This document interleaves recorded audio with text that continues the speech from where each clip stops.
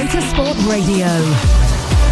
Hello and welcome. Yes, we are back. It is the Superbike Show here on Motorsport Radio. My name is Lester, and we have tonight live interviews from GP star Brad Smith. He's going to be here on the show, and you can get your questions to him right here. Plus, Danny Webb also on the show live here tonight, and we'll be asking Valentino Rossi, is he past it now? Join the conversation. Contact the show on Twitter, on Facebook, and on our website, Motorsport Radio. Yeah, do get your comments and suggestions about Valentino Rossi. We'll be talking about that very, very shortly. My name is Lester, and alongside us tonight it is Jamie King. Christian Chamberlain is back. For some reason, he decided to come back. I said okay. You're more than welcome, though, Chris. And Tristan Finocchiaro is also here, and he has announced what he'll be riding. For some reason, he didn't choose to do it on his own show, though. I'll be asking him about that later. All right. Yeah, so you can, as we say, get your comments to us all evening, because we are definitely live. It is at Motorsport Radio on the socials, Facebook, Twitter, Twitch, Instagram, TikTok. That's right, kids. TikTok. Don't laugh. I'm still waiting for the dancers, Lester. Yeah. No, is the answer. And no, I'm not doing it in my skirt either.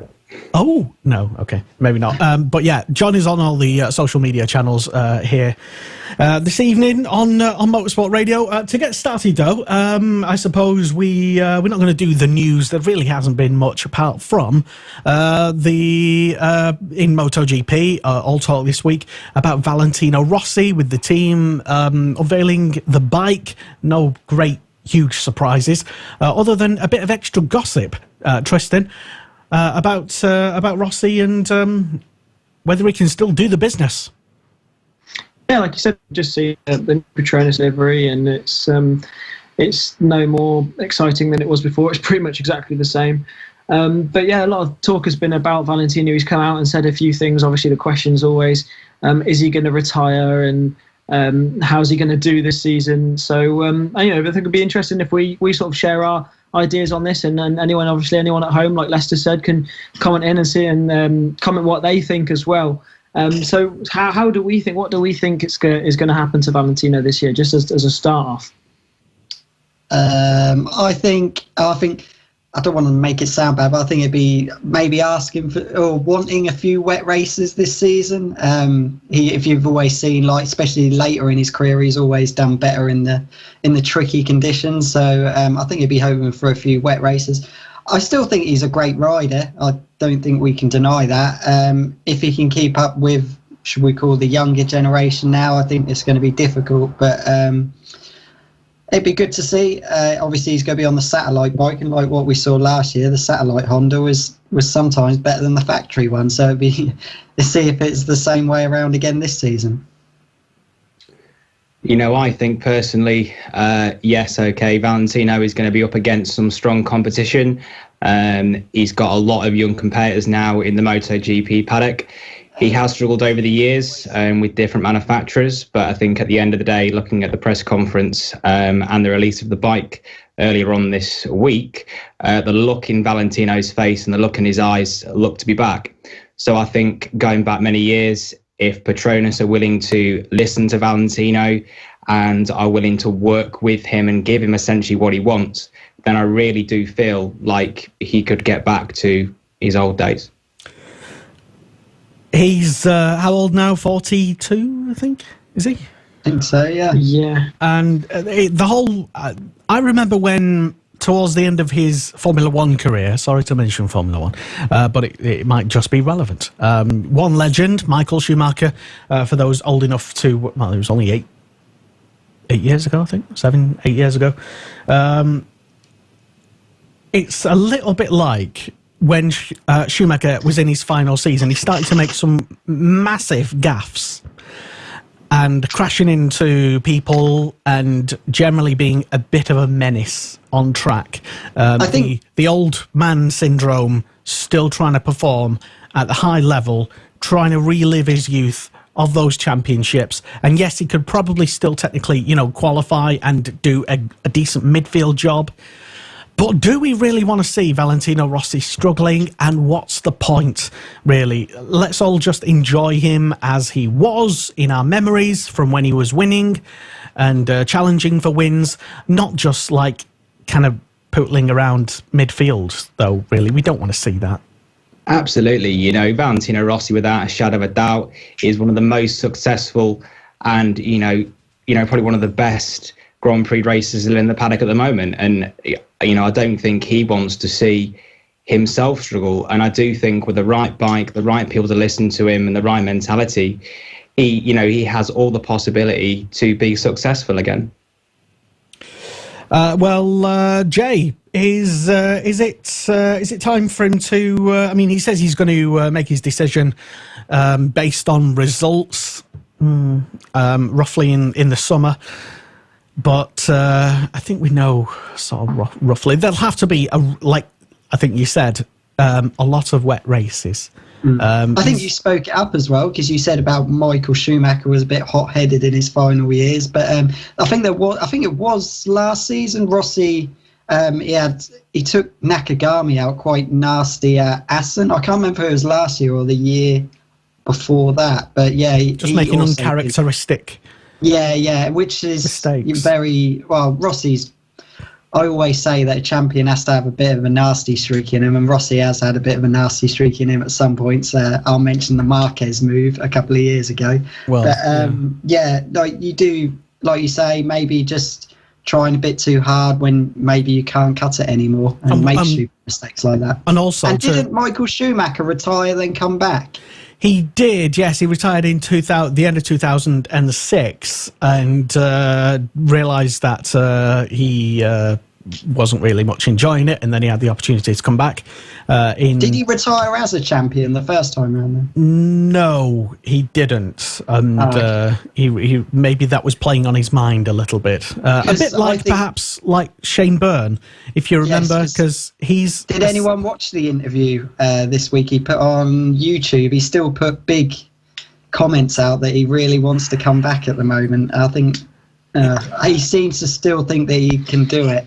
But, he will though, won't he? He's a racer. All racers are always going to think that they're going to be able to come back, and always going to want to come back, because it's their passion, and obviously they want to prove all the right people right as well, and come back for the right reasons and show that they've still got it. But do we really want to see shaky back when we can see, people like the young talent, Brad, all sorts of names? Because the obvious thing is really, and we're sort of skirting around the most obvious thing about the worries of Valentino carrying on for maybe another couple of years, if not the rest of this year, is, we don't want to see him having a big accident which could force the end of his career. Which he was very close to last season, wasn't he? Which was totally not his fault at all. It was a bike flying across the track. But it doesn't take away from the fact that it can still happen, and he can still be there. And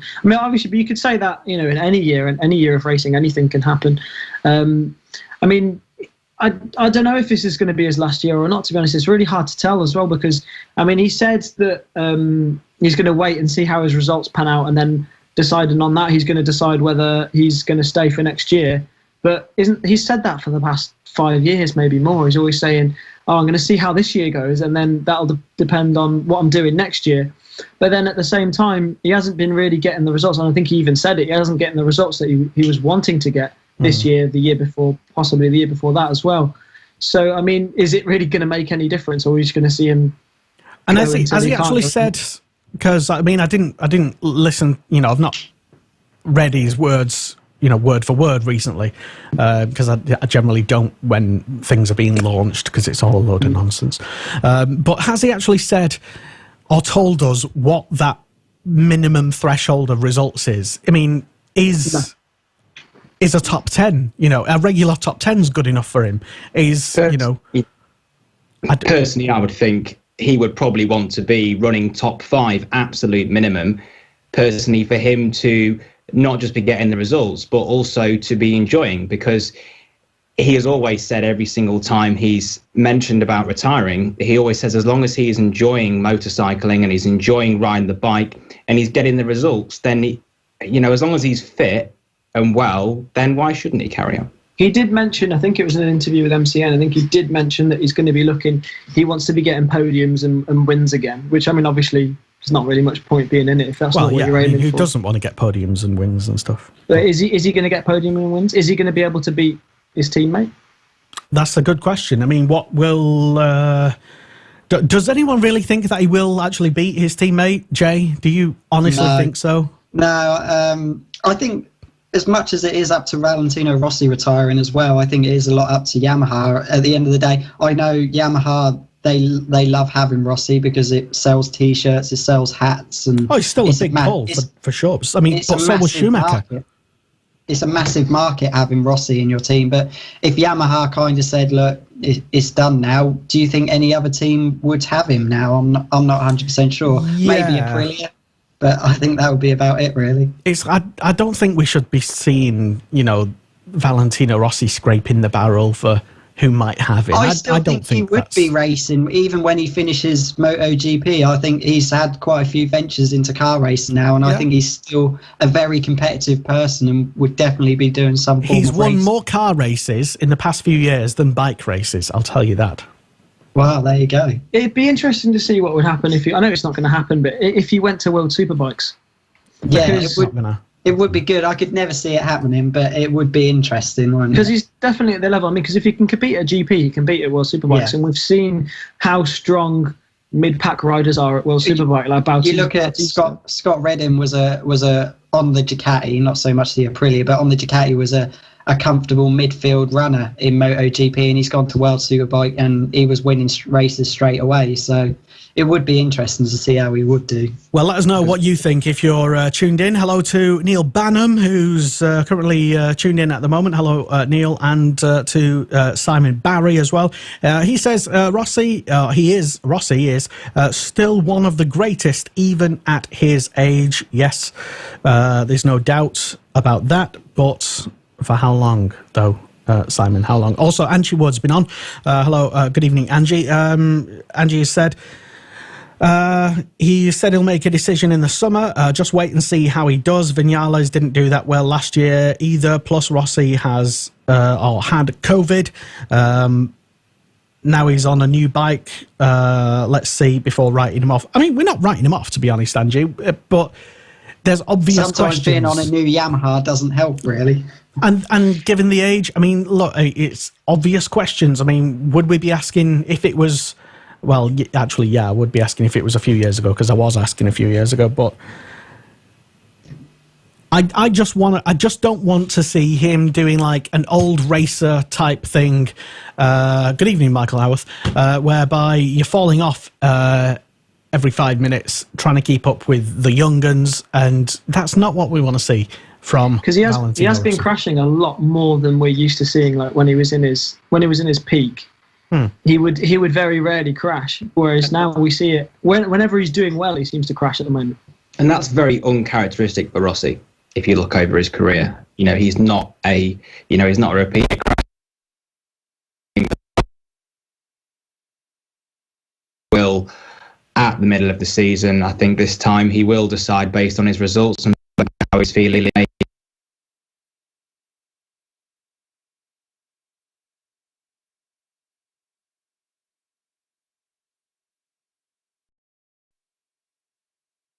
Hard, and you want to, you're trying hard, so you crash, you push a little bit too far. But it's interesting because he also said something about the fact that he's now in a satellite team. There's a little bit of less pressure on him because there's also less pressure on the team in general from manufacturers. Obviously, a factory team, there's pressure on them to perform. And we have actually seen Petronas pretty much since he came in have been outperforming the factory team. So would we see Rossi outperforming what he did on the factory on the Petronas? I wouldn't actually be surprised. Well, that's the I suppose the gamble, isn't it? That's the whole reason. A lot of the justification for him going there, because the satellite team seem to be have the pace, certainly. But would that be still the same with him on one of those bikes? I don't know. Michael Howarth is watching. Hello, good evening, Michael. We've not been talking about you, don't worry. Much. Mark Lawson, also, hello, Mark, good evening. He says, just wait. He thinks the Petronas bike will be the game changer this year, alongside basically what you just said, Tristan. Jay, can it still be, surely? I think you mentioned a comment as well that I saw in that, and it seemed to be, on the face of it, I don't know if it was just me reading into a headline on it, and I can't remember where I saw it, something like crash.net or something, and they wouldn't sensationalise anything, I'm sure. But Rossi was saying that they will focus, or the team will focus more on race pace, which I thought was an interesting comment, as if every team doesn't focus necessarily on actual race pace. Yeah, no, the way I see that is, you're focusing on the race instead of focusing on a long-term goal, so on long-term development of a bike. When you're riding for a factory team, especially when the bike isn't working, you're focusing on developing that bike for the long term and getting it, and constantly improving it. Whereas when you're in a satellite team, you're not actually looking at developing the bike, or you're not as involved in the development of the bike, because that's the factory team's job. Although they are slightly linked to the factory team in this particular instance. I think it was something that Valentino said as well, that he can, now being in a satellite team, he can focus on individual races. So when he's at whatever round it is, Phillip Island, whatever, he can focus on that race there at Phillip Island and focus on what he needs to do to get the race pace there, rather than focus on that whilst also thinking about long-term and sort of developing the bike for a long-term project as well. I did just think it was a curious sort of comment that got picked up, because surely every rider will be thinking on and should be focusing on, that race that's in front of them, this weekend, for example, or whatever it is. But hey ho, I don't know the culture, but in the thing with the yada yada. But let us know. Should you? I don't know what question are we actually asking now. Is he past it? Is it time to hang up his helmet, leave at the top, and not in an ambulance? It's interesting. What is forgetting age, just on performances? When do you guys think is the best time to retire? Personally, I thought the person who retired at the perfect time was Troy Bayliss. He actually won the World Superbike Championship, and technically he didn't retire because he went over and carried on racing in Australia. But I'm not going to say the Australian Championship's not professional, but he carried on racing. He stopped racing at world level when he won the championship. So is that a good time to retire, or Rossi is, shall I say, who's slowly dropping down the order? What is a good time to retire? Well, that's what I mean. What is the threshold for him to decide? I mean, only he will decide. It seems, and not anybody else. But if he's not making top fives, if he's, is 6th or 7th or 8th good enough? Personally, I think it's really good if you can go out on a high, but then you're always going to have it in the back of your head thinking, I probably had a few more years I could do it. So it is a really hard question when you ask a rider when you should call it a day. And I think it's really down to themselves when they should know when it's time to hang up the levers, shall we say. That still doesn't stop us from having our say, I'm sure. So let us know at Motorsport Radio on Facebook, on Twitter, on Twitch, Instagram, TikTok, and everywhere else. Mostly everywhere else. It is the Superbike Show.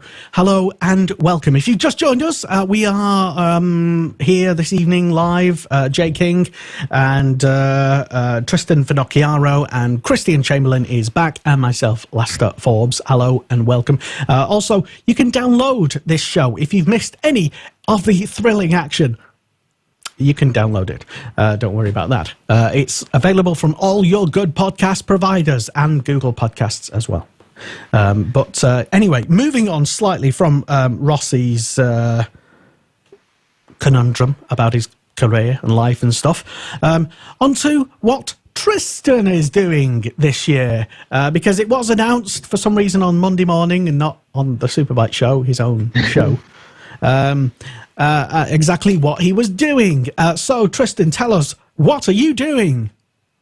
Yeah, so I'm back in Superstock 600 again. I mean, I think I let that out anyway. But I was really happy to be able to announce that I'm going to be working in the Ready for Racing team that's run by Gino Rea and the Vision CPS, which it's exciting for me, and I'm glad to be able to come back in an environment that's going to push me. Gino's already given me like a training program and a diet plan that I'm now following. So it's everything's kicking off, and it's exciting. So is this just for one year then?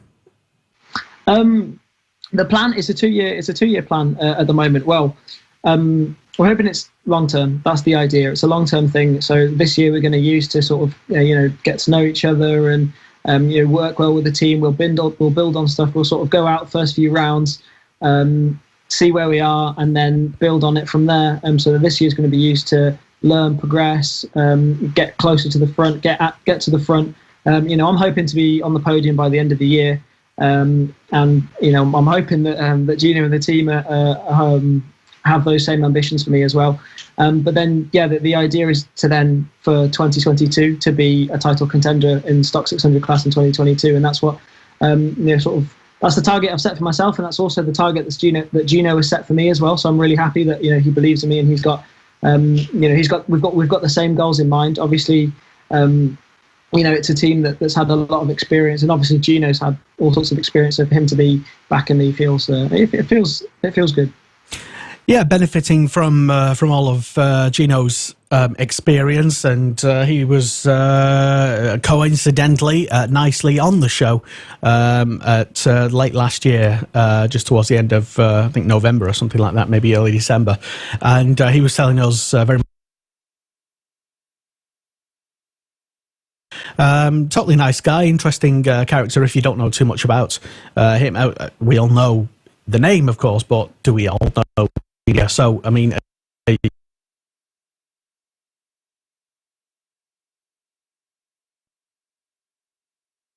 actually, we haven't actually met yet because he's been in. He's been out in Spain. Interviewed him.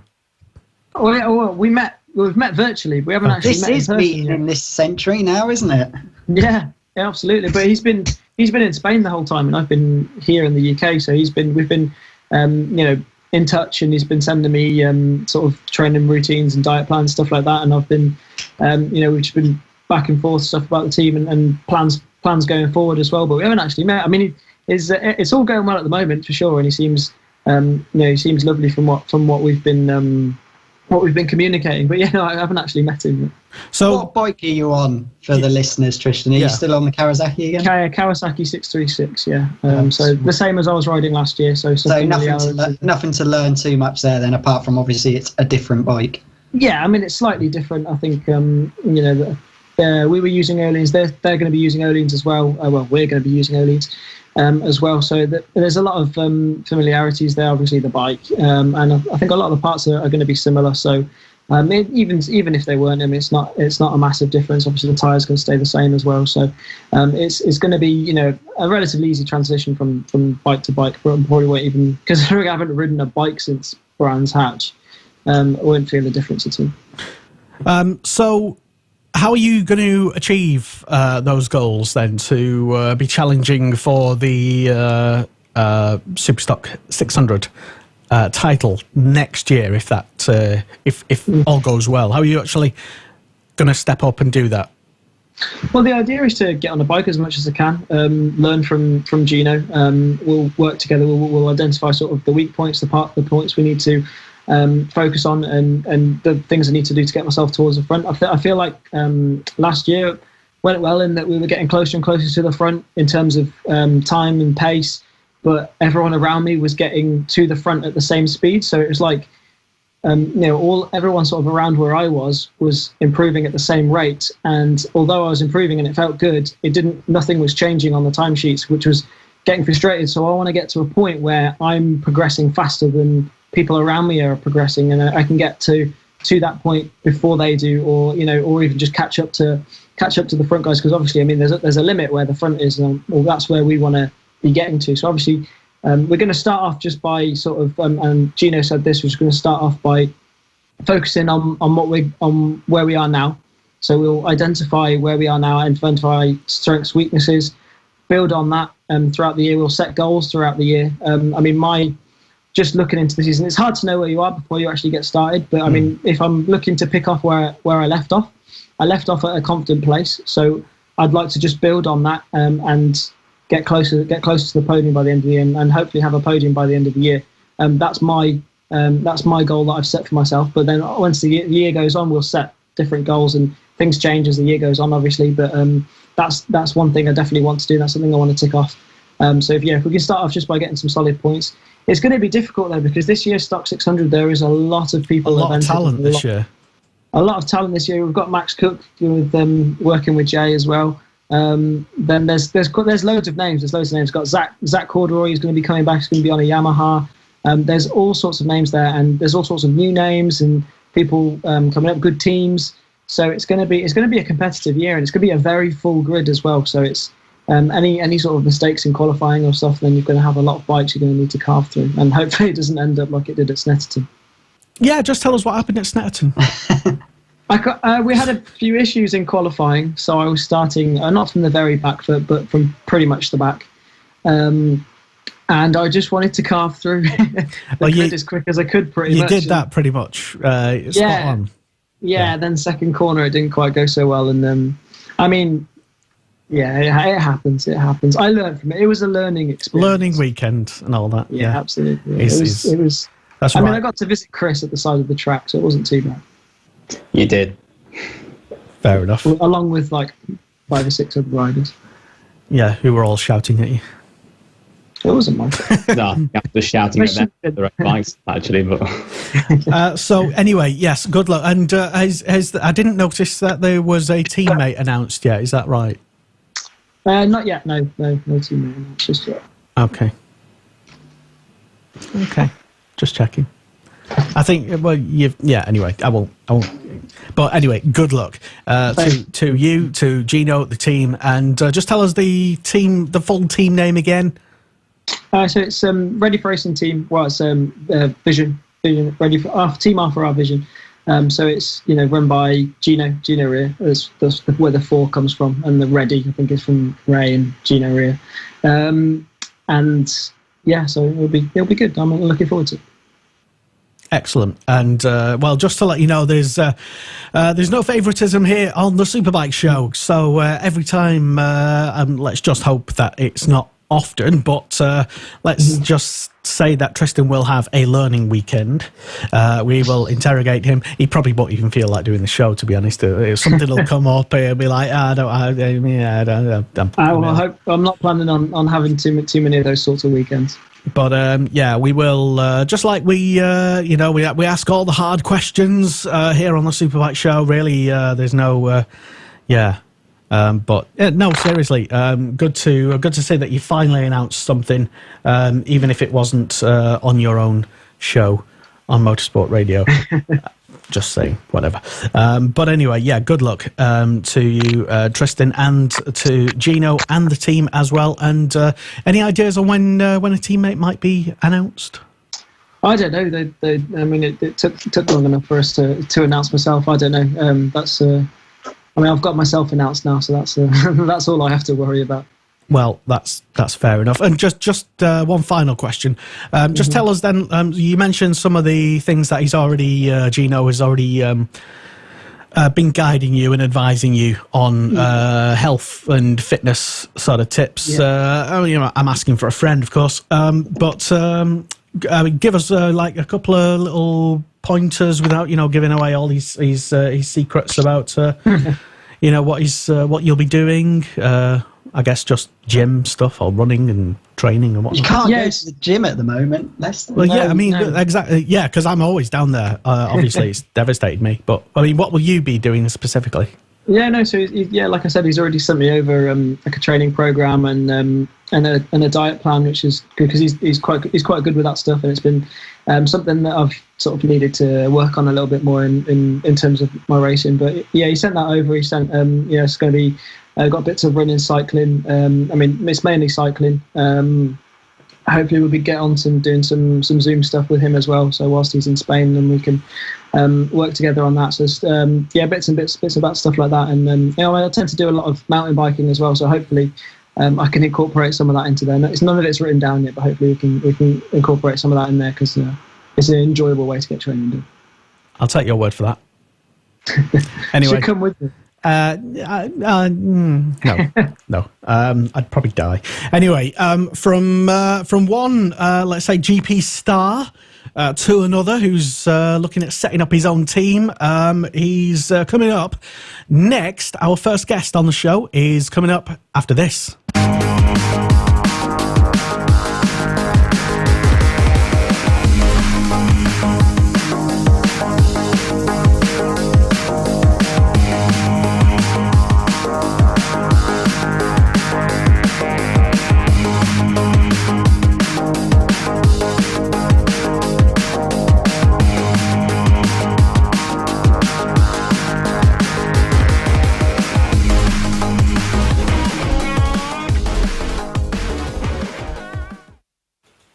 Yeah, the Superbike Show here on Motorsport Radio, and my name is Lester. We have Tristan Finocchiaro here with us, and Jay King as well, and also Christian Chamberlain as well. Hello, good evening, guys, and thank you very much for staying with us. Tristan, so what's next on the show? We've got our first guest coming up. Yeah, like you said, first guest coming up, first guest for today. Bradley Smith, obviously, GP star. He's been around, done it all over in the GP paddock and more. And he's looking to build himself his own little project as well this year, and put a team together. So I'm excited to get into this one and talk to Brad about his project going forward, and also his own racing career as well. So it's going to be really good to get into that one. We've got Bradley joining us now. So Bradley, how are we? I'm all right. We've had an interesting day in Italy. We've been to a couple of different tracks because we turned up at one today and they were like, no, this track's only homologated for 12-inch wheels, and I've got two Yamaha R3s, and I'm looking at it going, yeah, I'm not gonna be able to shrink those in time. So we had to jog on to another track, and we've done a few miles today, but we got there in the end. It was all good fun, and all memories you can remember as well. You know not to go back there. So, what sort of tracks do you take? Would you take a little R3 to? At the moment, it's just kart tracks. That's kind of where we're doing most of our training at the moment. Obviously, within the school, we're basically going around Italy at the moment, trying to see what would work best.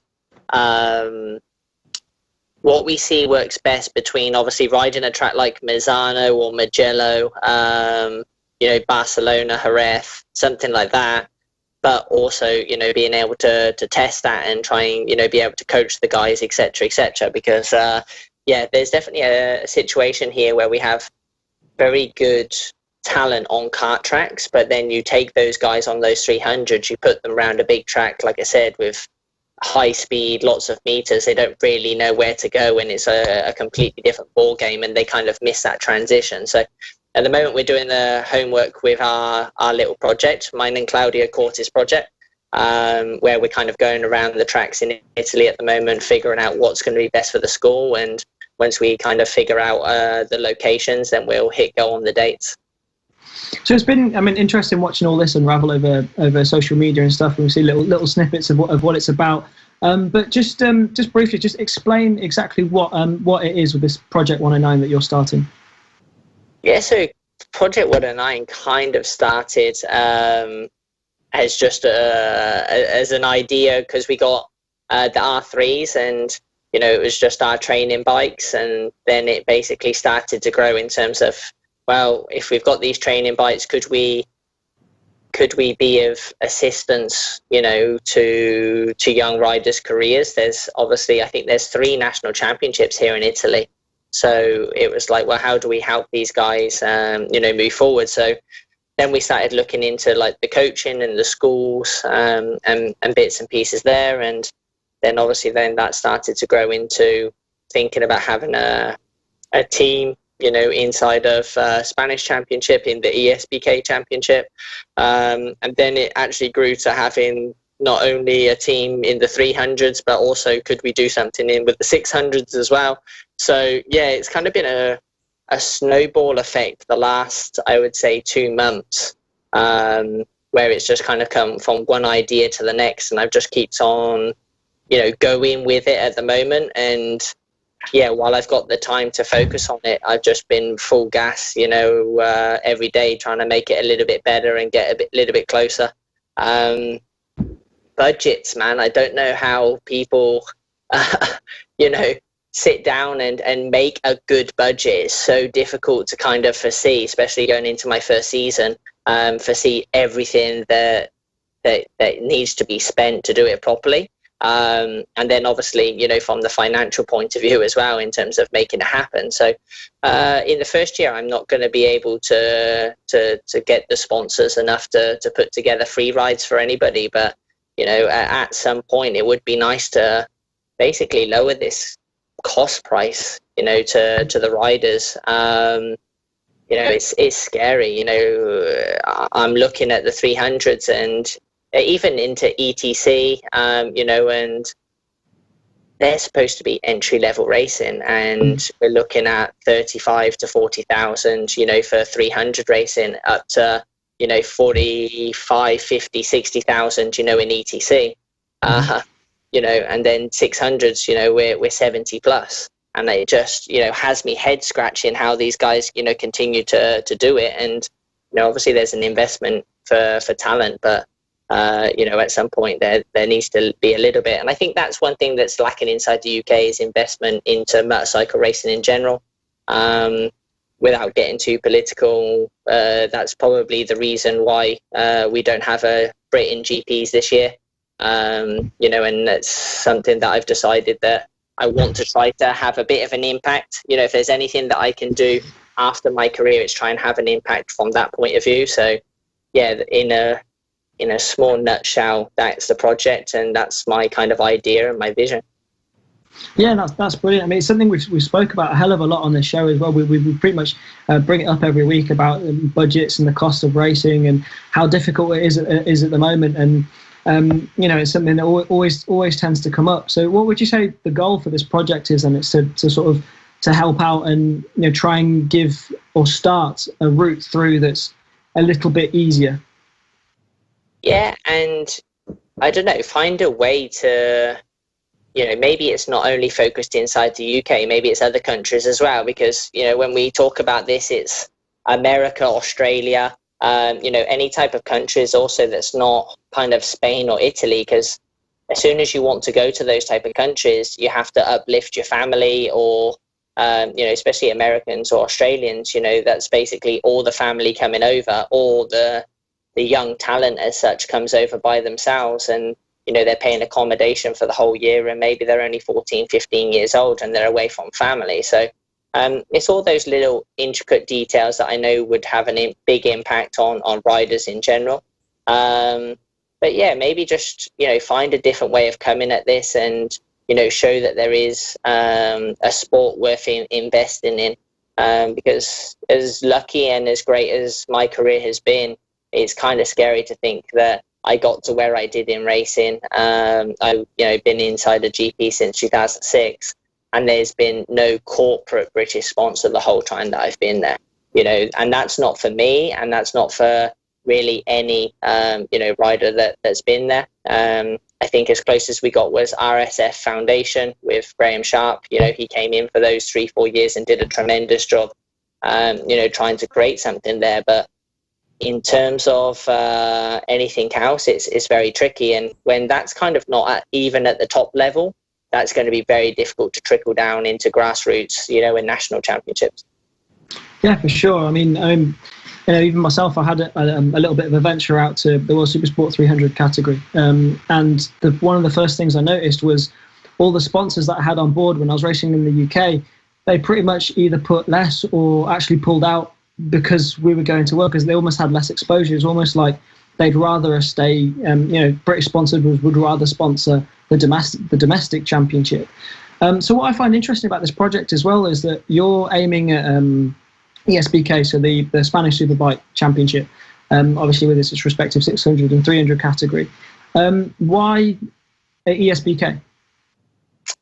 At the moment, it's the stepping stone, and that's basically what it comes down to. Is like, I don't want to run before I can walk, and I've never done this before. And although I've got some tremendous contacts during my career, as I've said, I've never ever put together a racing budget and never run a race team before. So I needed to start at the bottom, and then I'm going to have to slowly grow with that. And, obviously with that becomes more demand, and with that also becomes more financial input. And it starts scaling up more and more. And I think that when it comes to racing, you start at the entry level or the rookie level. And I'm kind of, see this from a racing point of view as no different. But like I said, also with the racing school, that's something that, we can really make cost effective to the riders that are out there. It's something that we can bring, from my career, but also Claudio's career, with all the different championships that, he's raced in. He's much more diverse rider than I am. He's been, here, there and everywhere and been tremendously fast at it. So I think that we can bring that knowledge and input to riders for relatively low cost, and, potentially help guide them, with certain decisions and, think about this direction, or, you need to speak to this person, make this contact, and kind of, pair people together that potentially can have just as big an impact as finding sponsors sometimes. Well, would you say there's any plans then to take this project to world level?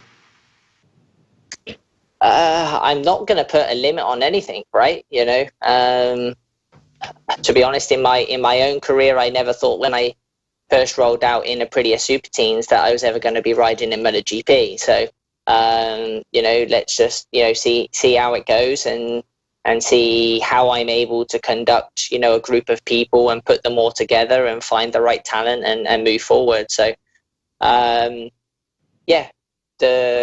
the aspirations, let's say, is already to look at something like Moto2, CEV Moto2, whether that be in 2022 or 2023, because that then gives our 300 to 600 riders, or at least the 300 riders has a focus to go to 600s, and then the 600s, we've really got to give them somewhere to go. And obviously World Supersport is always an option, and it would be nice to also put them across to Moto2, because we're seeing a lot better jump from 600 riders to Moto2 right now than before, let's say from 600 to 250. I think Jake Dixon, is an easy person to say that. Also Sam Lowes as well. Those guys were able to jump from the World Supersport or British Supersport. Jake obviously went via Superbike, but, they were able to make that transition. So even the ESBK allows it to be diverse.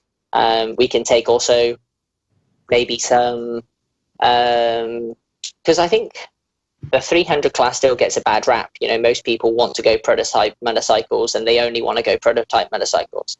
The thing that scares me is that when they get to maybe 15, 16 years old and they've paid their 200,000, or whatever it is to ride a year in Moto3 in national championship, and they don't make it, then they're just dropped from the sky, and then they have to kind of restart their career on stock 600, and then maybe they can start getting themselves back. Let's say someone like Max Cook is in that situation at the moment where he's top 10 inside of CEV this year, and is now on Superstock 600 and trying to rebuild a career over in England. And I don't know, I think maybe that the 300 600 route could be a little bit more diverse and is less of a drop. I think that maybe your range of opportunity is a bit wider, and you could potentially jump into World Superbike or even a competitive national championship that maybe you're not being paid to ride motorcycles, but there's a little bit more national interest and a bit more budget around. Yeah, no, absolutely. And it seems, interesting that there's that different way to sort of take on it, like you're saying, that different route that there is now, or that riders perhaps should be taking now. Would you say, sort of in the time where you were coming through, and a few of the riders were coming through at the times, and when we've seen a lot of examples of riders that came through sort of the 125 GPs and then up into MotoGP, like yourself, Scott Redding. Would you say it was sort of easier to do then? Because obviously that's what a lot of these riders are trying to do now. Would you say there's any difference between then and now? Massively so. I think, just the amount of budget and the amount of interest that was around, that was, an important thing. I got super lucky, and I'm not afraid to say that I came through literally at a golden time where Dorna was looking for a talented British rider to put in 125s, for the BBC then to take the coverage of 125s and 250s. They had to have a reason. Chaz was doing, I think, okay at that point in 250s. But yeah, they were able to sell it, from me coming in, and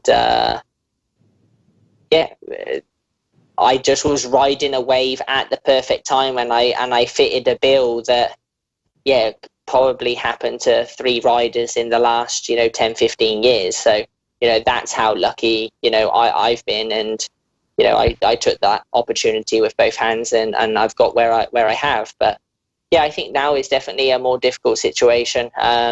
Me and Claudia were actually speaking about it the other day, where finding those budgets or those type of things is a little bit more complicated. So because we know how peaky the mountain is, and how difficult it is to be that one person, out of however many thousands, we're trying to be a little bit smarter, where it's not that we're not aiming for the very top, but we're just coming from a voice of experience of, maybe come at it this way because it gives you an A road, or let's say if you're on a motorway, it gives you a dual carriageway, and then an A road to kind of branch off at. Whereas I think sometimes when you go down the prototype MotoGP route, it literally just, it's a motorway and then it just stops, and it goes off of a bridge, and then you have to kind of turn around and start again, back from scratch. So, maybe a more smart decision rather than necessarily the ultimate decision. Yeah, no, for sure. And that's always a good way to go about it, and to look at things, because obviously everything's always changing as well. And I'll move it a little bit now, because it'd be criminal to bring you on and not ask you about yourself as well, obviously. But it's been, I could talk about these topics all day, because it's what surrounds our sport. But we'll move to yourself. So when you first announced the Team 109 thing, you captioned a post, I think it was with "No looking back" or something along those lines. Is that you sort of now done with MotoGP and done with sort of Aprilia? It's a strange situation, to be honest, because how do I put this? I made it very clear to Aprilia, what my opinions were, and this Savadori thing has obviously been something that was in the pipeline. Well, I didn't know it was in the pipeline, but it happened after Aragon. They put him in for 3 races, and it was kind of it was a prize for him winning the Italian Championship, and maybe a little bit of a test for him as well. It gave him a little bit of experience, and it meant that he could be a better test rider, moving forward. Aprilia are in a very tricky situation where they didn't really get their second rider for that second seat that they wanted. I think everybody knows that they tried very hard, and a lot of people said no. And then they're in a very tricky situation where do you give an Italian champion that has no experience of MotoGP the job of being a development rider for MotoGP? Or do you give a guy that's, been in there for the last 7-8 seasons and clearly knows what he's doing because the bike keeps on getting better and better every time that, you know, I'm there. And, you know, that's not blowing my own trumpet, but, you know, that's just, you know, the general factory feeling. And yeah, I've said, you know, it would be ideal if you could clone me, because it would be ideal that I could do both jobs, because, you know, I know, and also Aprilia know, because they've told me that they believe that I'm the fastest rider and I'm the best guy for both jobs. But when they need to make a decision between, you know, where do I sit best, they decide that I sit best in the testing. As of right now, there is no contract. And as of right now, there still isn't really in-depth talks, you know, for me to be there as the test rider. I think that is because Aprilia sat and they're waiting to see what happens with Savadori at these official tests in Qatar, and then they'll make a final decision.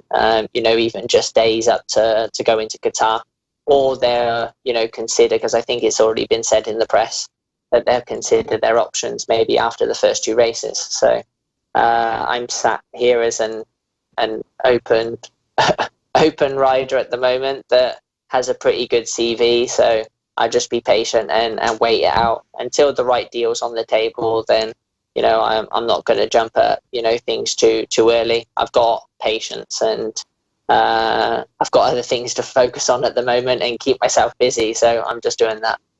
So Bradley, you know, you must have, you know, since you're the only rider to actually have taken 4 podiums, you know, in all 4 Grand Prix classes. You know, you must still have the ambition and strive, you know, to remain in the Grand Prix paddock and in the MotoGP class, you know, if the right offer was to come on the table. Yeah, of course. At the end of the day, we were testing at Jerez last season. It was the very last test of the year, and I was riding around, you know, 0.2 from Aleix, and, you know, that guy is gonna basically has another 2-year contract, you know, and is gonna be racing inside of Aprilia for the next 2 years. And then, you know, even if I just take it back to, you know, previously, which, you know, is a bit of a kick in my shin at the moment, but when I left KTM, I was on par, if not beating Paul Espargaro, you know, towards the back end of 2018 season. And then this year he's going to ride, you know, for factory Repsol Honda. So, you know, of course, I have every ambition to be out there racing, and, you know, I believe I have the goods to do so. And I just have to be patient with that. You know, while I believe that I can do that, I'm going to be patient and see what actually lands on the table. Would you consider anything outside of MotoGP? So obviously the first things you go to, so something like World Superbike. I think World Superbike is one of those ones that, you know, for 2021, there's certainly there's no seats available, or, you know, there's all of the bikes that you would choose to be on, you know, have all been taken. Right now, I think I have most to offer inside of MotoGP, but, you know, depends what happens this year. Maybe I have the opportunity to maybe practice or test a little bit more on a superbike and on Pirellis, and kind of see how I enjoy it, or if I feel that I can be competitive, and then make that decision from there. You know, I'll only be 31 at the end of this year.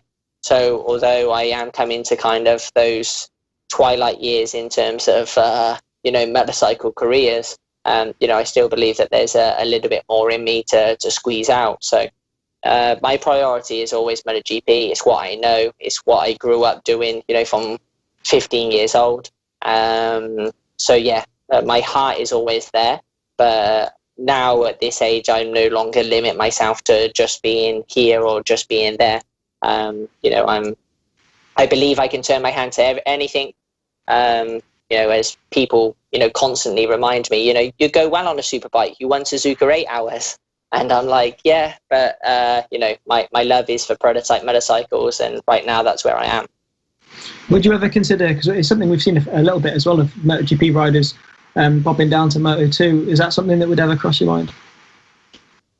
I mean, I did Silverstone, and I definitely threw myself in at the deep end because I think I hadn't touched a 600 since my last race in 2012.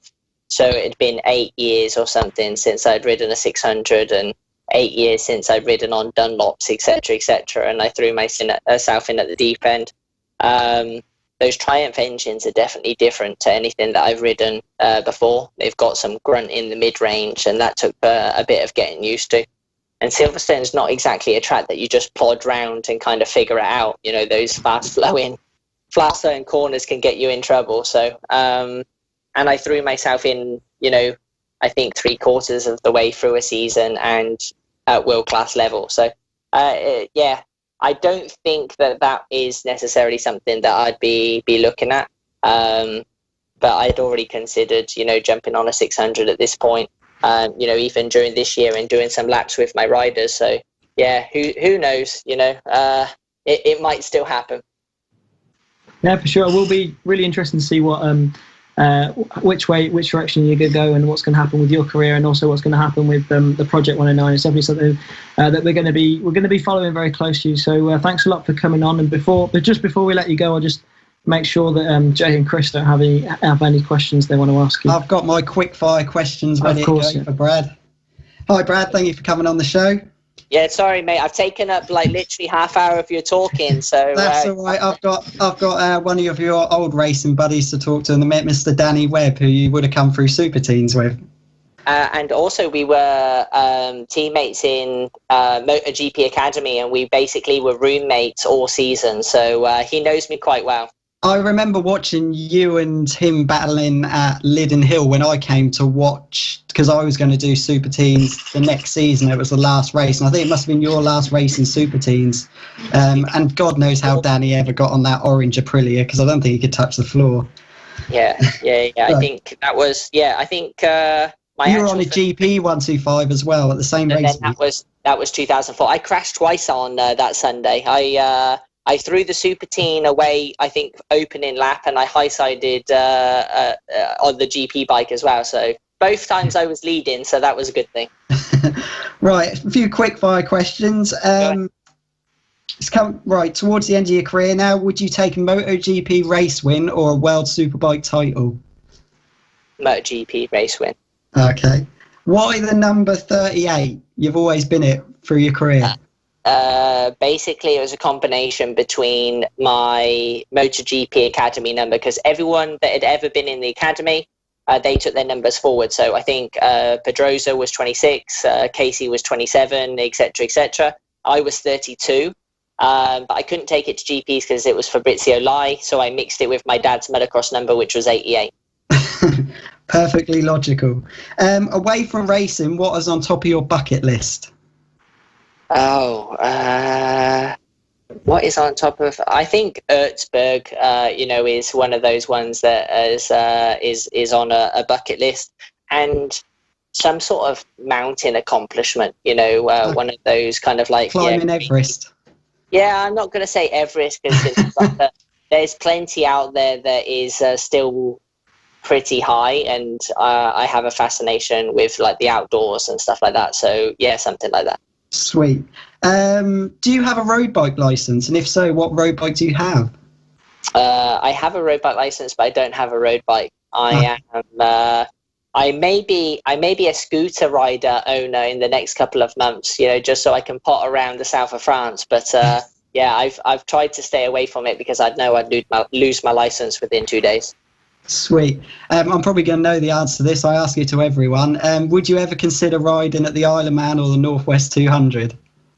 Actually, no. And for the main reason is I don't have that skill set. And because unless you've actually ridden around the Isle of Man or any sort of road races, you can't believe that every corner is blind. So all of the reference points and all of the things that I've ever looked at, and the reason or how I ride isn't the way that you ride, road races. And I know that I don't have that skill set, and I'm not going to figure it out in 2-3 years. So I leave that to the professionals. Can you remember your first ever Tarmac race win? And can you remember who was in those races? I'm guessing it was Danny Webb who would have been in those races. My first ever tarmac race win must have been Liddon Hill. If you would have been there, I was there watching. You saw me on the GP1 tour. I won the last race of the day. So I went home on a positive. So I crashed in the first two and won the last one. So that was my first. There you go. That's my claim to fame. I saw Bradley Smith win his first ever tarmac race. Also, do you have a road car? And have you ever had a nice road car, should I say? No, I am those boring people that has a VW, like a V5 transporter. Okay. It suits all my needs. I recently got one converted with a camper. So I've got like the pop-up roof and the bed, and I can pull the seats out and put my bikes in. And, that is a man with a van, and I'm away most of the time in it and playing with motorcycles. And the final one, you're actually a good person to ask this because you've actually done a season of it.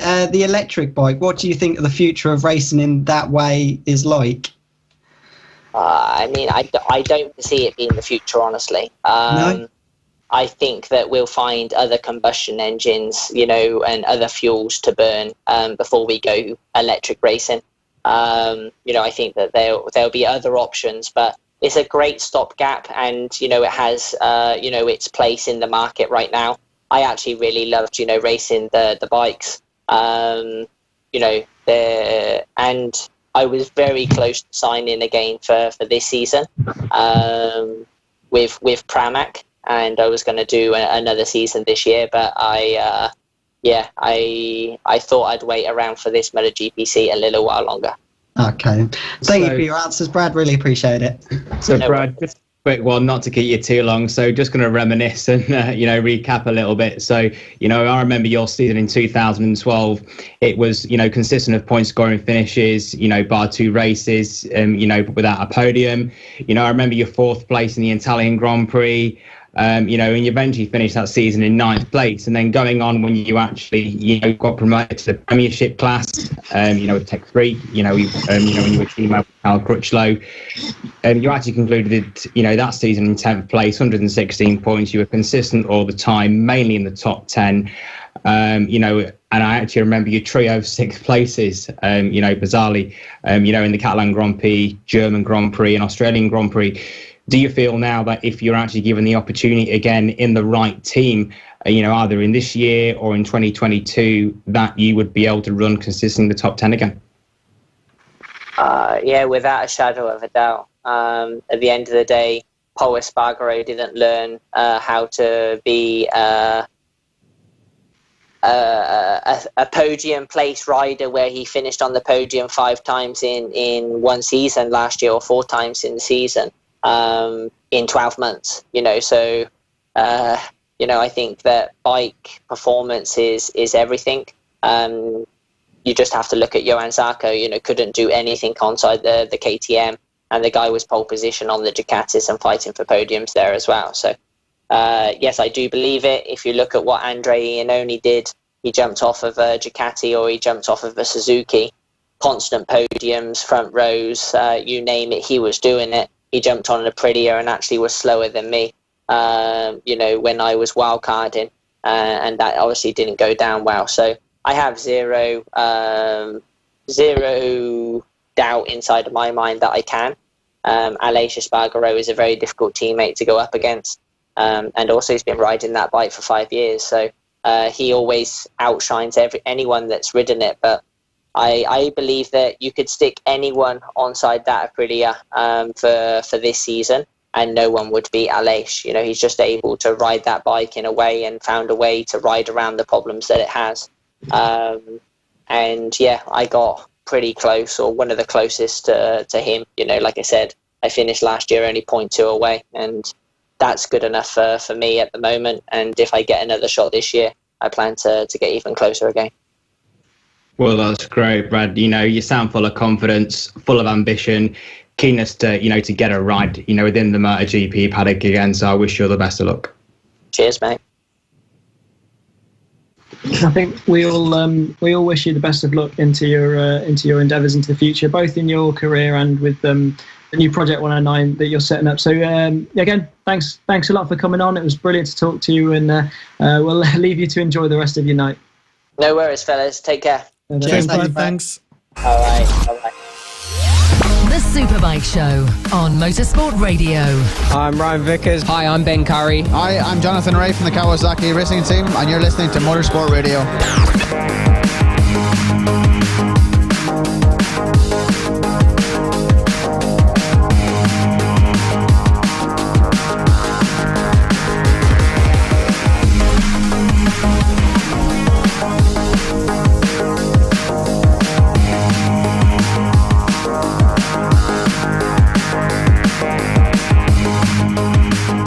This is the Superbike Show. It is Motorsport Radio. Hello and welcome. My name is Lester. Tristan Finocchiaro is here.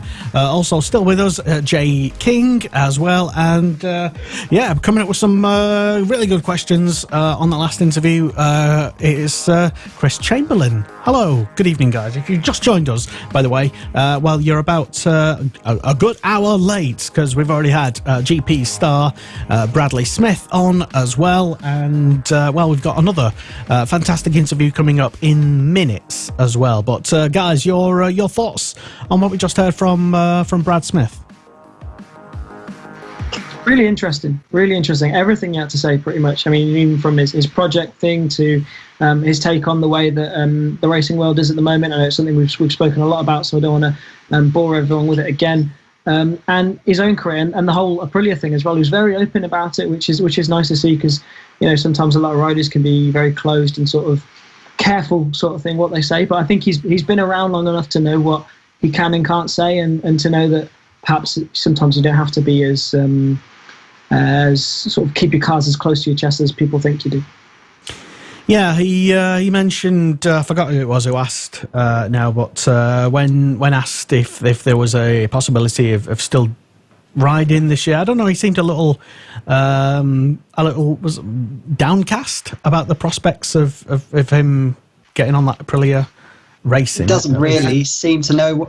I don't think Aprilia really seem to know what they're doing, to be honest with you, by the sounds of what they were saying. There is that. Yeah, certainly. But Chris, what did you make of it? Yeah, from what he was saying, he was a bit sort of sceptical about the Aprilia thing this year. Understandably, perhaps some things have gone on there. I believe personally that Bradley would have done great in that ride. A lot of experience within the MotoGP paddock. Results, especially over the last few years, has proven his capability. He's done a lot of testing on the bike.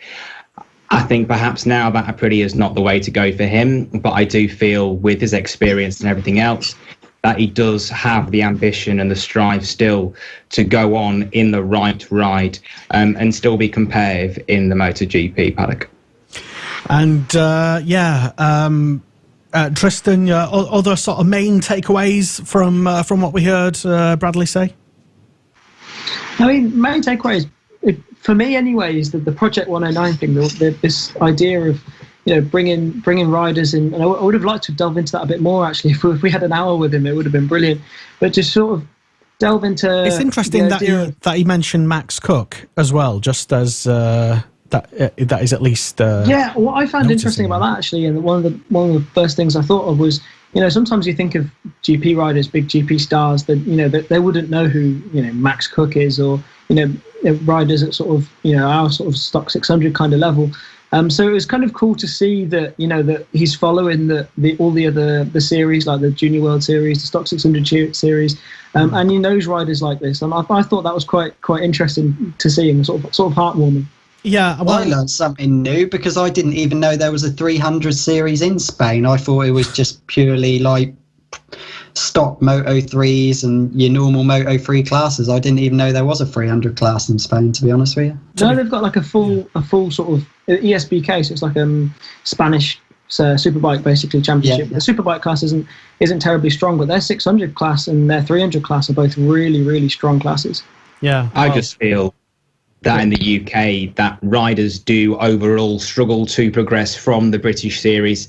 either to World Superbikes or, Supersport 300 into the MotoGP paddock. So I think it's going to be an advantage to riders within his team, already being essentially on the world stage, because they've already got that platform to build on. So with Brad's experience and the riders behind him, I do strongly feel that the riders he does get on board will possibly have that option and the path to move forward. And let's hope now that some British riders in the British Superbike Championship and in other, a lot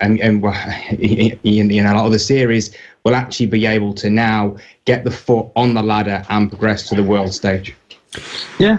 Well, there is the, you mentioned about the, how there's the tendency for a lot of British young riders to automatically gravitate to Spain, and that may be the case, the natural progression that there's been for many years. But with the British Talent Cup and the European Talent Cup to a lesser extent, there's not necessarily the same pull and draw to automatically just go flying over to Spain like there was for any young rider wanting to make it big. No, and that's essentially been proven, not last year or the year before. It was proven that the winner of the British Talent Cup Championship didn't actually get the expectations or the progression that they expected. So I really do hope now Bradley Smith creating this path and creating this team, this will essentially create now an option for British riders, hopefully, or other riders to be able to progress into the world stage or even MotoGP. We will see indeed. All right, this is the Superbike Show. It is Motorsport Radio. Hello and welcome. Tristan, we have our next guest who's joined us. Tell us more. Yeah, so coming up next on the show is former GP, BSB and road racer, now racing in the World Supersport Championship, rider Danny Webb. Danny, welcome to the show. Hi, how you doing? Yeah, not too bad. Yourself? Yeah, no, but can you hear me okay? Because I've got my earpods in. Yeah, absolutely. No, we can hear you fine. And I believe Jay's got some questions for you as well now. No worries. Danny? Yeah, well, good, thank you, mate. Yourself? Yeah, so, not too bad. I see you're at the moment in Spain, because I've been following you on Instagram at the moment. You're out there with your old friend Scott.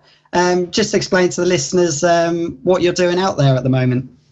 Yeah, I mean, I got talking. Well, we was talking with a team in January, and they mentioned that they was going to Spain from the 6th to the 12th of Feb just to do a bit of training really on the bike. And I was going to wait, because I think in England at the time it was they was going to make a decision on the 2nd of Feb with the travel to Spain, etc. So I was going to wait until then, and then if I could fly, then I was just going to fly out and ride. And if not, I was going to wait until March and then drive down in March and do a bit of training and stuff like that. But I was just, sitting at home, and I said to my fiance, I need to get out and just ride, just in case, because you don't know what's going to happen, do you, at the minute? No. So just I need to get out and ride just in case I don't manage to ride until the first race, and then at least I've got a bit of bike time in before the start of the season. So yeah, basically that we just kind of packed the van up and drove down, and we just got the test out of the way, and now got into a place in Alicante, and Scott was with me for a week, and he's gone off to Switzerland now, and then I think he's got a test, and then he's coming back here on the 18th, so to train again. So it's nice to be back together again, and be putting the hard work in the winter. So it was your first season in World Supersports last season. Really consistent season, some really good top tens. Was it everything you expected, or felt you could have done better, or happy with your performances? I would have liked to have done a bit better, but to be honest with you, I think I underestimated how fast the riders were there, and after doing the road racing and bits of endurance and things like that, you kind of start getting into a few bad habits. And, through the winter testing, I managed to get to a certain speed, and I thought, I'll be all right here. And then I got to Phillip Island when I was around everyone, and a couple of them passed me, and I just thought, flipping heck, like I've got a lot of work to do. And it just changed the whole style of, like, from when I was in GPs, the whole style of racing, of riding a motorcycle had kind of changed. And Would I have that been your first time at Phillip Island since the Moto3 days? Yeah, it was since 2012. So, but, you know, I mean, that come back to me pretty much straight away, the circuit, but just everything, you know, like riding body position and stuff like that. You know, a lot of riders use their body position now to move the bike, and that kind of was all new to me. So, you know, in road racing, you don't just sit on the bike. Obviously, you got to move around a fair bit on it in road racing, but you don't, you know, you're not pulling the bike around the corners, or you're not really forcing the bike anywhere, because you're not kind of pushing. You are pushing, but not like 110%, you know, where each corner it's a little bit like flipping out. Am I going to come out of this one, sort of thing? So yeah, I had to learn a lot, and obviously I had JT by my side, and to be honest with you, I wouldn't have been as successful as what I was last year without him, because, you know, when I got frustrated, he really was there, and he helped me massively with my mindset on the whole way to go about racing. So, sticking with James, is it the same team and him still involved for this season as well? It's the same team. Well, we've changed a few people in the team, but it's the same team. James isn't on board with the team this year, but, you know, he's a good mate of mine, and he would always be there for me at the other end of the phone, or maybe come to some races with me. But he's not actually with the team this year, which is unfortunate. But it's just one of them things. I'm lucky enough that I've got a good relationship with him. And, you know, also when I get back to the UK, I'll do some training with him and stuff as well. So, yeah, we're still really good friends. And so he's still on the other end of the phone. And to be honest with you, that's what you need the most. You need a good mate by your side. And especially with that amount of experience like himself. Yeah, exactly. And he's just he's so mentally strong. It's incredible. And, you know, I think that's probably half the reason why he's 2-time World Superbike champion, is because he's so mentally strong. Yeah. Well, I'm going to take you all the way back to the beginning of your career now, and I would know, because I did used to race mini motos against you, if you remember or not. I'll say a little story. I'd been racing mini motos for about 2 years, and like the proper, what Tristan would know from Fab, as in like the novice class. And I just moved up to what is called now the pro class. And I remember you turning up to your first ever mini moto meeting, and you didn't go into the rookies class, you came straight into the pros class. I remember you just being up the front straight away, like you were beating me, and I've been doing it for a couple of years. You must have known straight away that, oh bloody hell, I've got a bit of talent here, I'm going to be all right at this road racing. It was kind of weird, really, because I was doing motocross before, and I was just starting to go quite well in motocross, and then the foot and mouth hit, and my dad's friend had actually bought his son a mini moto, and he said, "Oh, why don't you come and have a go, just for a bit of crack, really?" And so we did. We went and rented a bike off Julian. Remember Julian from Mini? Yeah, I still know him now. So rented a bike from him, me and my brother, and we just thoroughly enjoyed it. But then he only had them because of, you know, knowing Julian, it's probably cheaper just to run one brake. So it only had a rear brake on it. But anyway, it done the job, and it kind of gave us a taster. And I remember my first ever race meeting on the hire bike. We was going all right, and I come around the corner, and there were bits everywhere, and I see my brother laying on the floor, and I thought, oh shit, you know, I was really enjoying it, and I was thinking, right, when I come in from this race, I'm going to say to Dad, should we take this up? And then I see my brother on the floor, and I thought, there's not a chance now we're going to do this, because he's just gone and hurt himself. But no, my brother come back. He was fine in the end, and then we ended up doing it, and brilliant times mini motos. They were just good fun, and that's obviously where I met you, and where I met Scott as well, and you know, and I've still got old videos of you battling with Luke Mossy as well, on the old Passinis, and I remember you used to be on a blue Plini. You were. That's what I remember. Yeah, that's it. Yeah, that was my last year, and with the Mossy boys, and it's nice to see. We're all still well. The majority of us are still racing now. I know Jamie's not, but Luke and Scott and we're all still friends as well. I don't think any of us have fallen out. So yeah, it's really nice. So going a bit further into your career, obviously I remember you on the orange Super Team bike that you could barely touch the floor on. I was just wondering, do you still own that bike? No, I don't. You know what? I really wish we did, because we bought it off. Who did we buy it off? We bought it off someone who was local to us who used to race, and we just run. That's how we run it all year. However they had it, and it was a brilliant bike. Like, it hardly ever went wrong, and it was just fantastic. I think all we changed from it was the gearing and put fuel in it, and away we went. And it was just, I really wish we'd have hung on to the bikes, but then, you kind of had to sell your bikes to afford the next one. Yeah, exactly, to pay for your racing for the next year. Yeah, so obviously after the Super Teams, you were in British for a little while, but the rules were pretty bad at the time because you had to put weight on your bike, and you eventually went and moved to Spain. Just explain to people how you got, it was then a MotoGP Academy. We were just talking to Bradley Smith about that, and how you got the chance to get into what was GP 125s back then. Yeah, really, really odd. We went to, first of all, I'd signed a contract with UK One Racing to go to the BSB Championship on the 125, and then I went down to Spain to the last Grand Prix in Valencia with my brother and my dad for a meeting with Alberto Puig. It was about the academy, and we didn't really know at the time, but it was actually for my brother. And we sat in the Suzuki hospitality, and Alberto turned around and said, "Sorry, James, you're just going to be too big." And he asked me my name and if I raced, and I was like, yeah. And he said, "Where did you finish in your championship this year?" And I said, "Oh, second." And he said, "Well, do you want to ride for me?"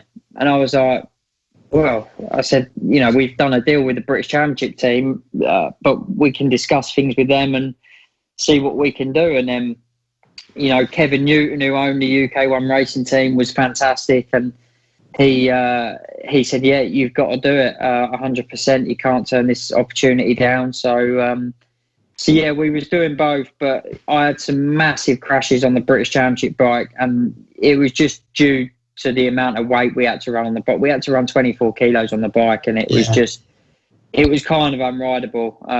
And so, we ended up just doing the Friday practices on that. Kevin was, again, fantastic, just letting me do that. And then, and we done the MotoGP Academy that year as well. And I struggled to begin with out in Spain, but towards the end of the year, I was on the podium with Bradley. And, it all worked out. It all worked out good. Is there any other riders now that, like, say, in MotoGP now, who you were up racing against back then in the Academy? I mean, there was, from other teams, there was Paul Espargaro, there was Rabat, there was Stefan Bradl, Bradley. And then in the team, in the Academy, there was me, Bradley, Efren Vasquez, Jon Garrido, and two German lads. And from the first year anyway, and then after that, it was Bradley went to GPs the year after, and then I stayed in the Spanish Championship, and it was me, Scott, Isaac Vinales, which obviously has had a lot of years in GPs, and cousin to Maverick. Who else was there? Jonas Folger. I think that's all. Oh, Kev Cogland as well, but that's all I can really remember. Yeah. You never got to go up against either of the Marquezes then? No, and Taka Nakagami. Actually, I went up against Mark. I broke my arm in beginning of 06? Yeah, out training. I had no testing, so we went to a Catalan race, and it was, I qualified fourth or something, and I was quite happy because it was my first time on the bike. And anyway, I got into the race, and I had this little kid pass me down the straight every time, and I was just I was getting so frustrated with it because I carried on passing him back on the brakes, and then down the start and finish straight again, he'd come back past. Anyway, one lap, he'd come up alongside me and just looked at me and just sideswiped me and shoved me on the grass. And I was like, oh, you little... like, I can't say it on the radio, but yeah, but from that day, I thought he's gonna be, because he was so ruthless, and you could just tell that he was gonna go places. And yeah, he hasn't changed much now, really, has he? No, a couple of years later, he's racing with us in GPs, but yeah, that's what gets him so far. He's just ruthless, you know. And it's not that I don't think he has respect for him. It's just that he wants to be the best and he wants to win. Yeah, I think that's what you got to have to be that pure champion. Right, I'm sure you've been asked this question a million times, but the final GP 125 pole position at Valencia, at the start of the day, did you feel that you were going to do it, or was it just complete and utter shock to yourself, really? No, it was a bit of a shock, really. I mean, it had been wet, and we hadn't had a good feeling in the wet. We couldn't get the bike set up. It was obviously the last meeting on the Mahindra. It wasn't the best of 125s, to say the least, but it was just one of them. I was riding around in qualifying, and I kept on seeing like P26, P27, and I just thought, you know what, I've literally had enough. And I come in the pits, and I don't know what made me think of it. And they went, "Oh, do you want a new set of wets?" I said, "No, I put a new set of slicks in." And they just went, "Are you crazy? It's raining." I said, "No, we'll be all right. We'll just..." And I just thought, if the grip's not there, it's not there. I'm not going to be much worse off. Anyway, I went out and I put my foot down. I was like, there's quite a bit of grip here. So I had a little push on the out lap, and then I just thought, right, if I just build it up these next 3 laps, we should be all right. But I wasn't expecting to get pole. To be honest with you, I was expecting everyone else to do the same as what I'd done. And yeah, I come across the line after the first flying lap and see P2, and then I thought, right, I'm going to get the hammer down now.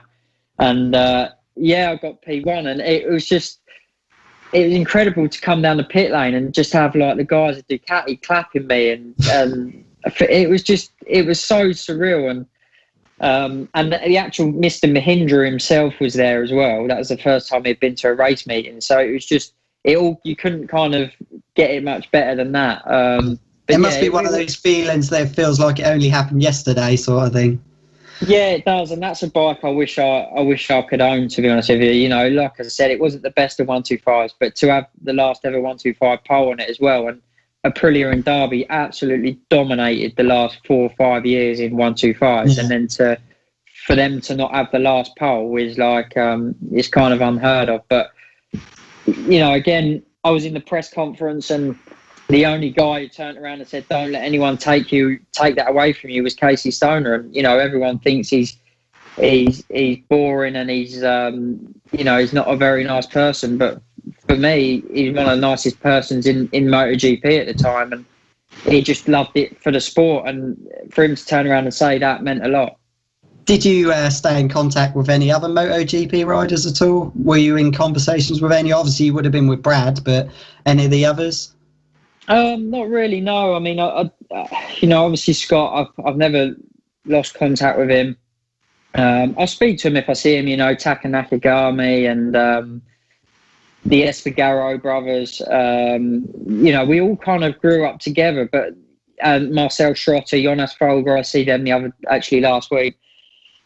So, and we never really, again, we always got on. No one really fell out. So, but yeah, it's nice to see. It's nice to see all them doing such a fantastic job at that high level.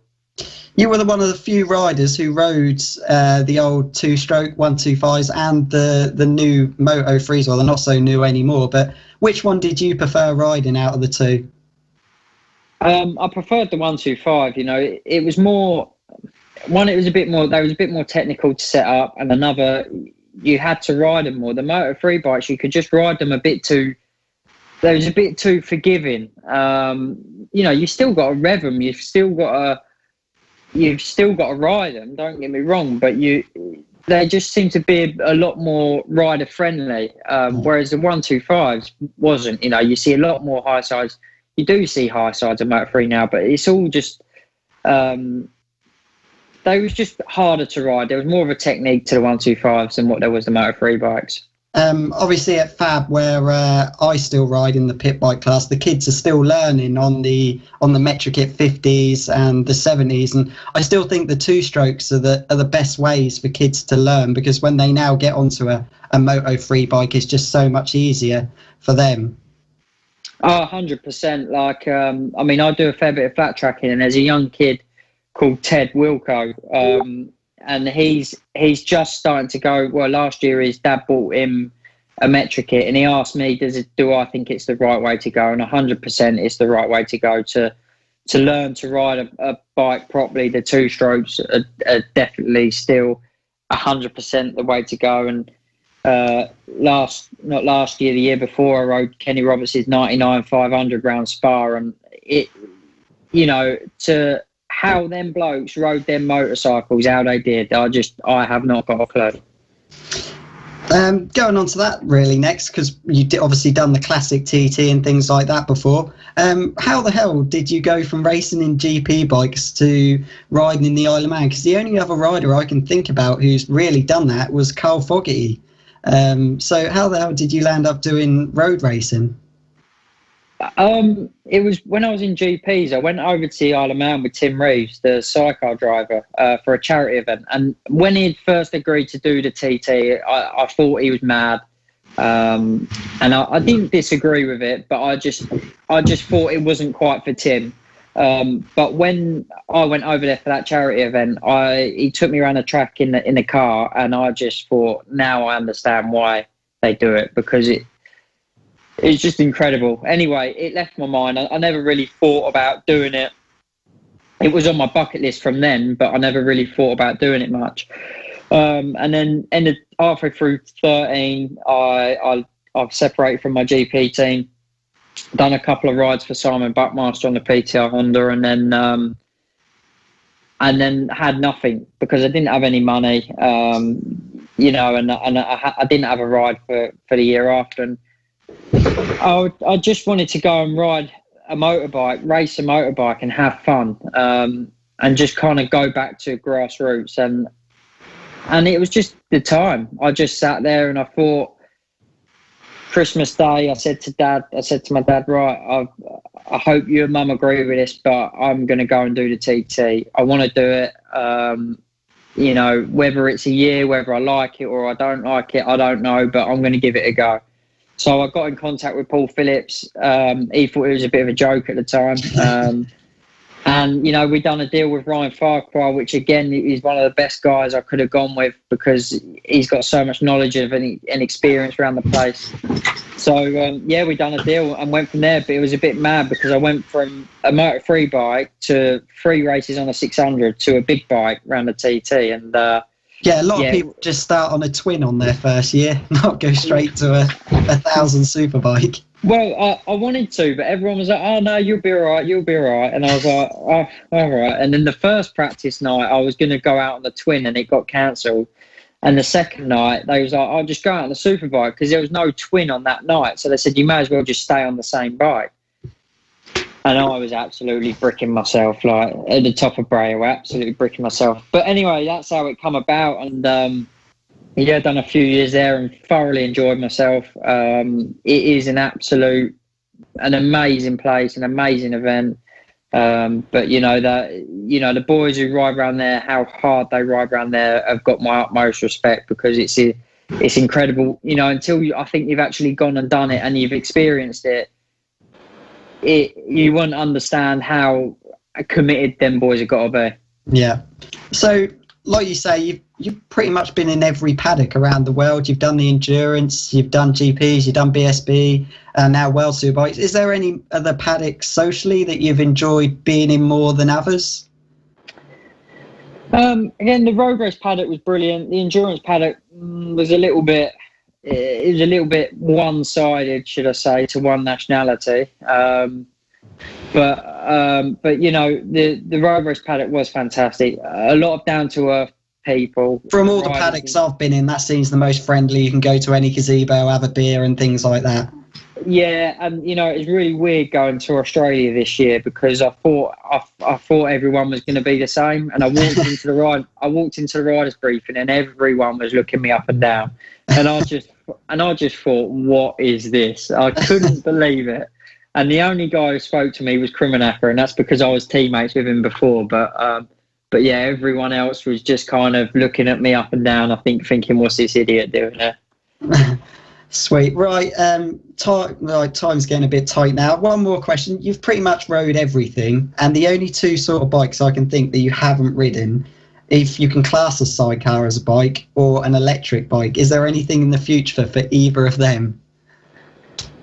I've been on the side of a sidecar for 2 laps. I was going to ride Tim Reeves' sidecar last week, 2 weeks ago in Spain, but never got round to doing it really. And it was his new bike as well, and he wouldn't let me out on his new bike. And what was the other one? Electric bike.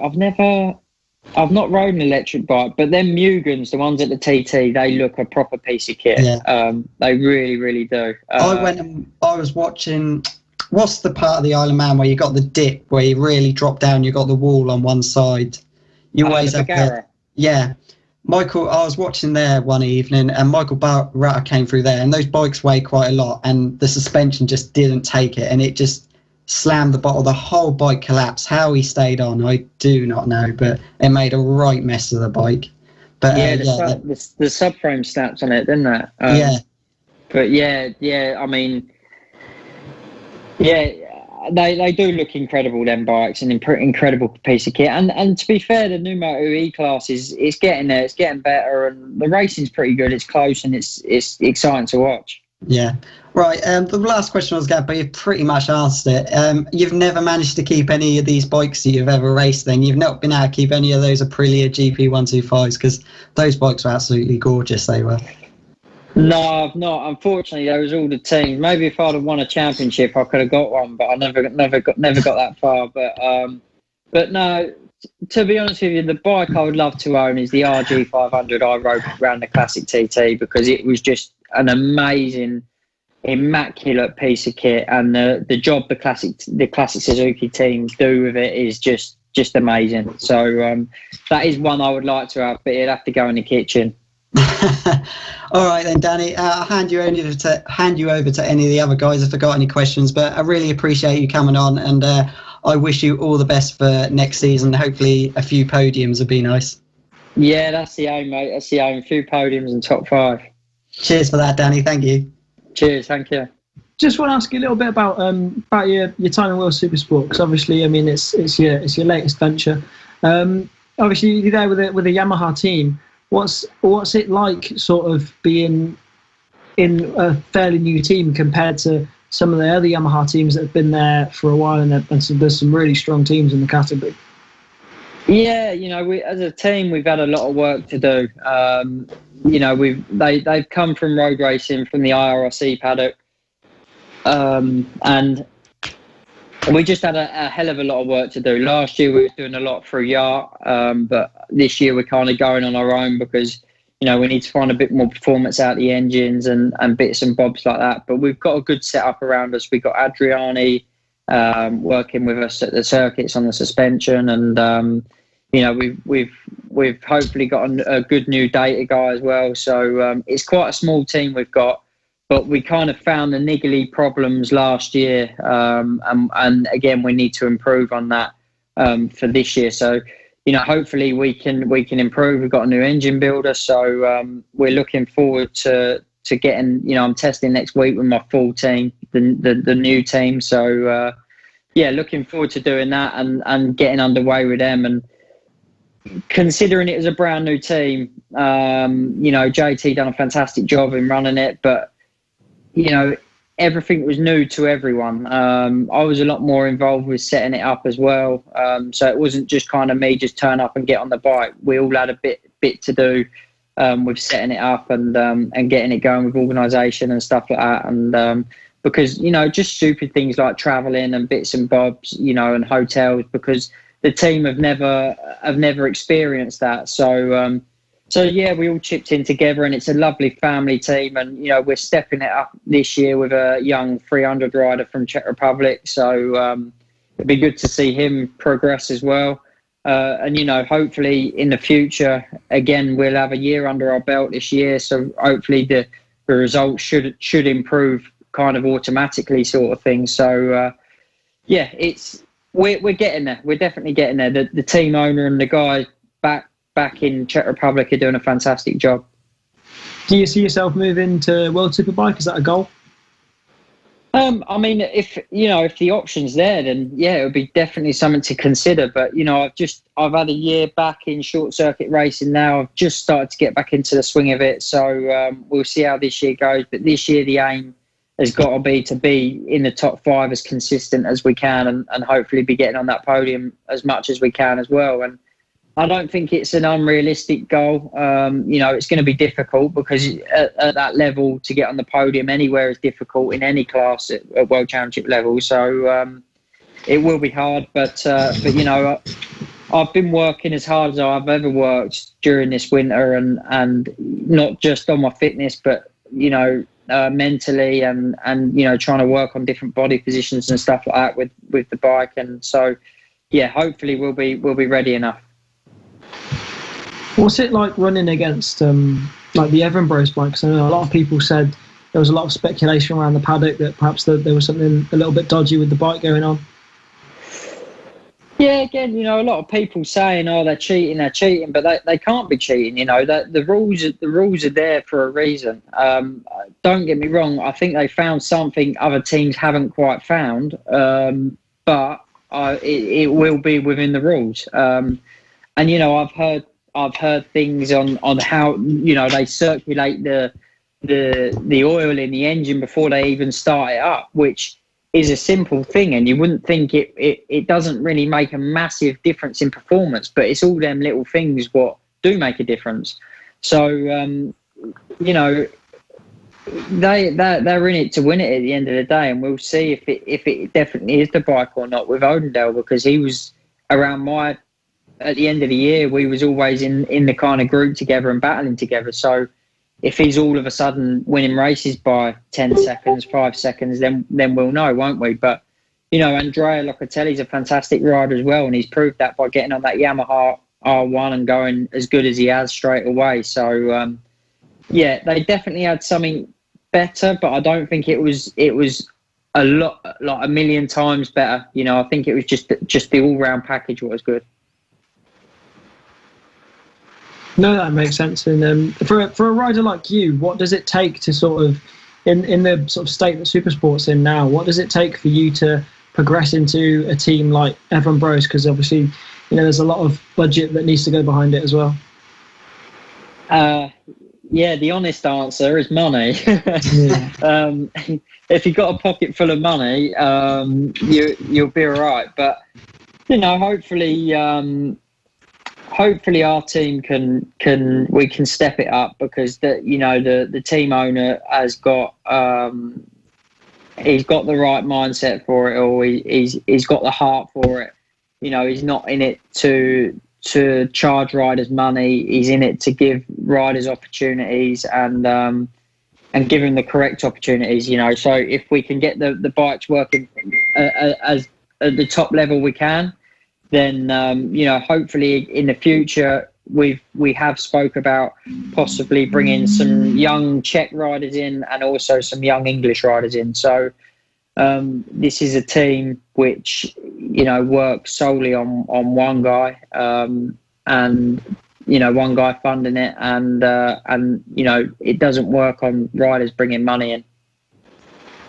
Well, that's brilliant to hear, and those are kind of opportunities we need to see arising a little bit more, especially for British riders and for all riders really. So it's yeah, that's brilliant to hear, and brilliant to hear you've got a good team behind you as well. So yeah, thanks a lot for coming on, and just make sure no one else has got any questions they want to ask.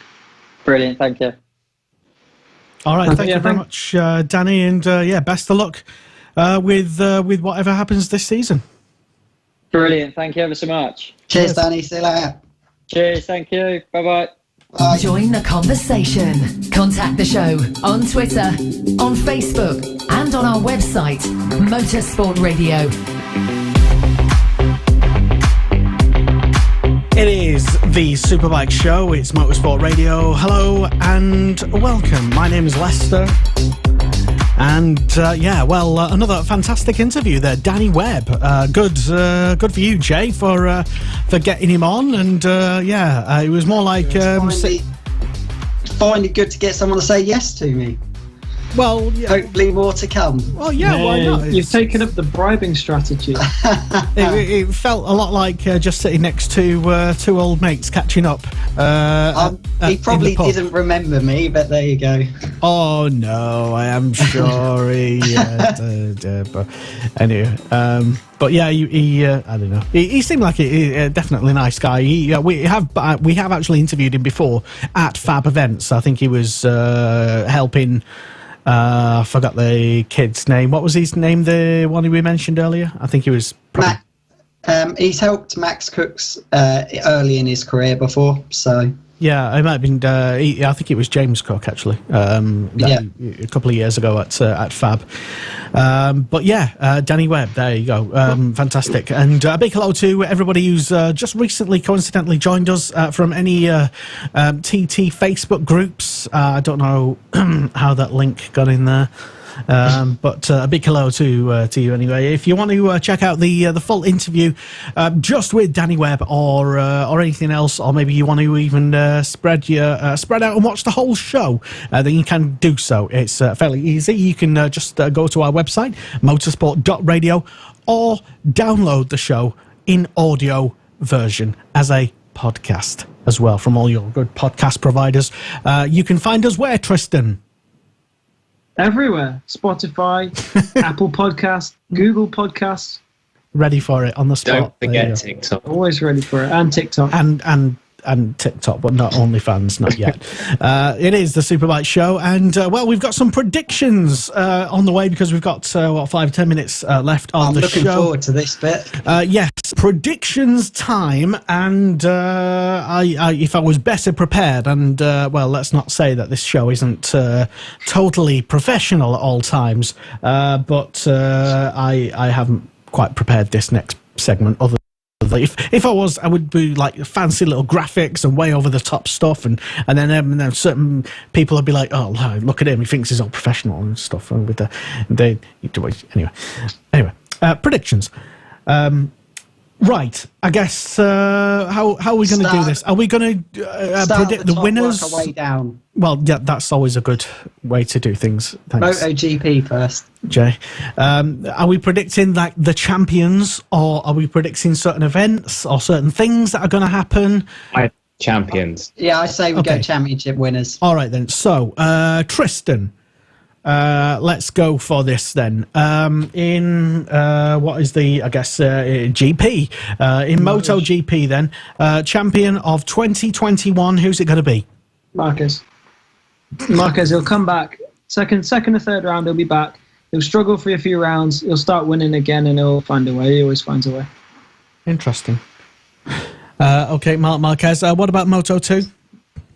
Oh God, that's a good one. Who's in it this year? I'm gonna go a bit weird. I'm gonna say Joe Roberts. Okay. What about Moto 3? To be honest, I don't even know. Moto 3. That's anyone. Any of them can win. Have they been testing today, or who was testing today? Someone did a test or something. I don't know. Yeah. I don't know. There's so many riders that could win Moto 3. Oh yeah, there's so many. I can't literally name 3 or even 1. But okay, I'll let you off with that one. I suppose only because I also really don't. But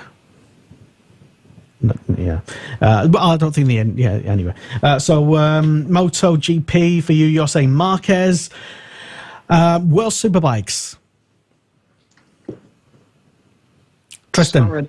Scott Redding. Scott Redding. You're saying Scott Redding. Wow. Yeah, Ray will battle hard. Chaz will win.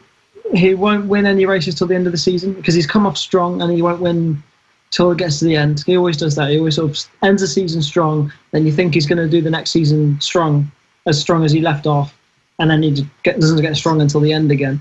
Which, I mean, I'd like to see him strong for full season, but we know it's not going to happen.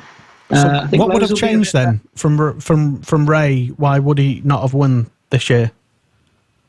Ray, I think he'll battle hard. I think he'll be, obviously he's the one to beat, but I think Scott has just got that extra years experience. I mean, he was already really tough last year as a rookie, and now he's got that as a rookie, exactly. And now he's got that year behind it on his belt that he's racked up. And it's not going to be easy for him. Don't get me wrong. It's not like I said, Scott Ray's just going to go out there and win it. But I do think he'll push Ray. He'll push Ray to his limit. I mean, Ray, he's an absolute champion. I mean, he does everything meticulously, everything perfectly. But Redding's also got that about him, and he can do. I reckon he can do what Ray could do. He's also, I believe, on a better bike. Interesting. Okay, what about Supersport? World Supersport. Well, that's a good one because I'm going to go with Odendal because he's on the Evan Bros bike, and it's a very, very strong package. He was on a Yamaha last year, but I think, I mean, he's won a championship before. He's won over in CEV Moto2. And now he's on essentially the best bike on the grid. Okay. BSB, who's going to be the BSB champion of 2021? Brooks will win again. Rory, I know Jay's going to say Rory Skinner, but Rory, he'll get a podium by the end of the season. And I'll go out there and predict that Gino Rhea will be on the podium as well at some point. And you're not just saying that because you're racing for his team? Not at all. Not at all. Definitely not. It's just a prediction. Why not? I mean, he was on the grid last year. He did, yeah. I think he'll go well with the Hawk Racing team because I mean he had a little taster with them last year, and I think this year he'll be strong with them. But like I said, I think Brooks will win again. Rory, like Jay said, is one to look out for, but I don't think he'll win the championship just yet. Maybe give him another year. Okay. What about should we do supports as well in just do British Supersport? I've got answers for a few more. I mean, I've written it. We have a document that I've got them for all as well. It's just depending if we've got time. Well, if we hurry up and do it quickly. Okay, then. So one word answers then. Supersport, British Supersport. Bradley Perry. Bradley Perry. Stock 1000. Kent. Danny Kent. Danny Kent's BSB. Yeah. Not Danny Kent then. Okay, not Danny. No, I didn't mean Kent. That's not what I meant to write down. I meant, what's his name? Chrissy Rouse. Oh, you stole me line. Yeah. I mean, you're allowed to choose. Anyway, yeah, I mean, okay, Chrissy Rouse, good bet for most people. What about 600? Your class? Zach Corduroy. Oh, not yourself. Not this year. You've already said that. Next year. I mean, I wouldn't put, no.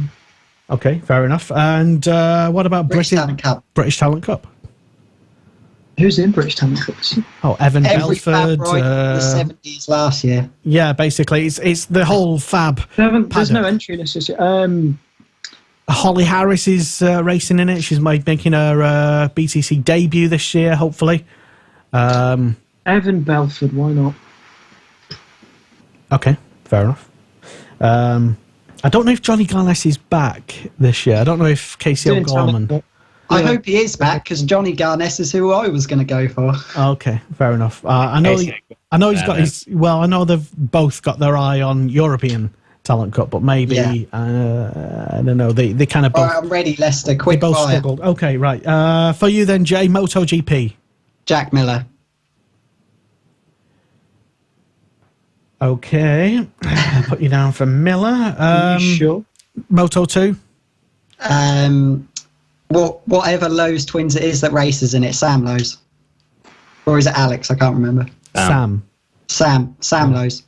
I can tell the difference, by the way. One's got a dimple and the other one's got a... You would, Lester. Someone told me that. I didn't know that. But anyway, Moto3.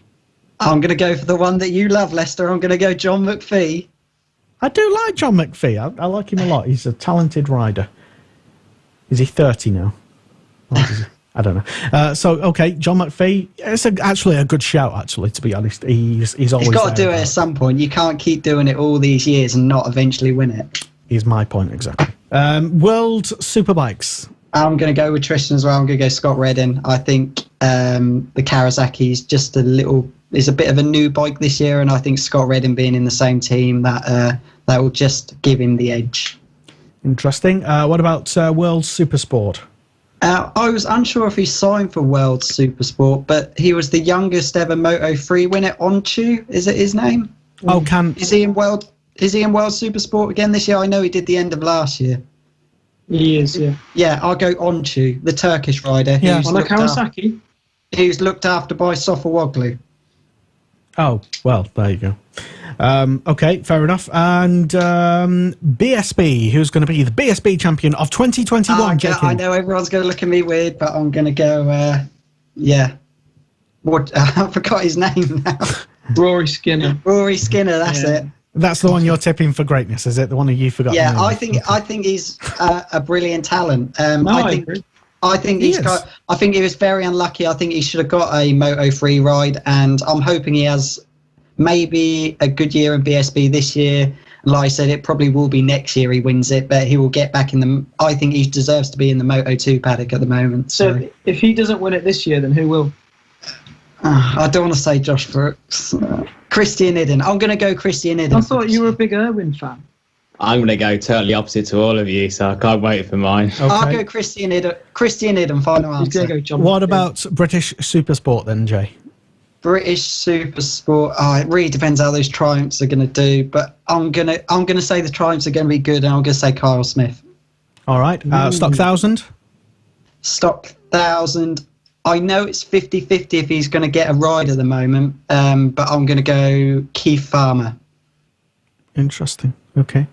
It'd be good to see him back. But he so- hasn't got a ride yet. No, he was on Chrissy's show last week, and he's just kind of like in final discussions with a team. Yeah. Okay. I've got to listen to that yet. 600. Well, I'm going to go my man, aren't I? Oh, yeah, Max Max Cook. Because you'll be doing the Brolly, Dolly. Pit boards. Yeah, all the stuff that you don't... Executive assistant. basically. You're going to be lauding that paddock pass over everyone, aren't you? And then British Talent Cup, if he's in it, I will go for Johnny Gardis. If not, I'll go with Evan Belford if he's not in it. I believe Evan Belford is back, but I don't know if that's confirmed. But so not sure. Yeah.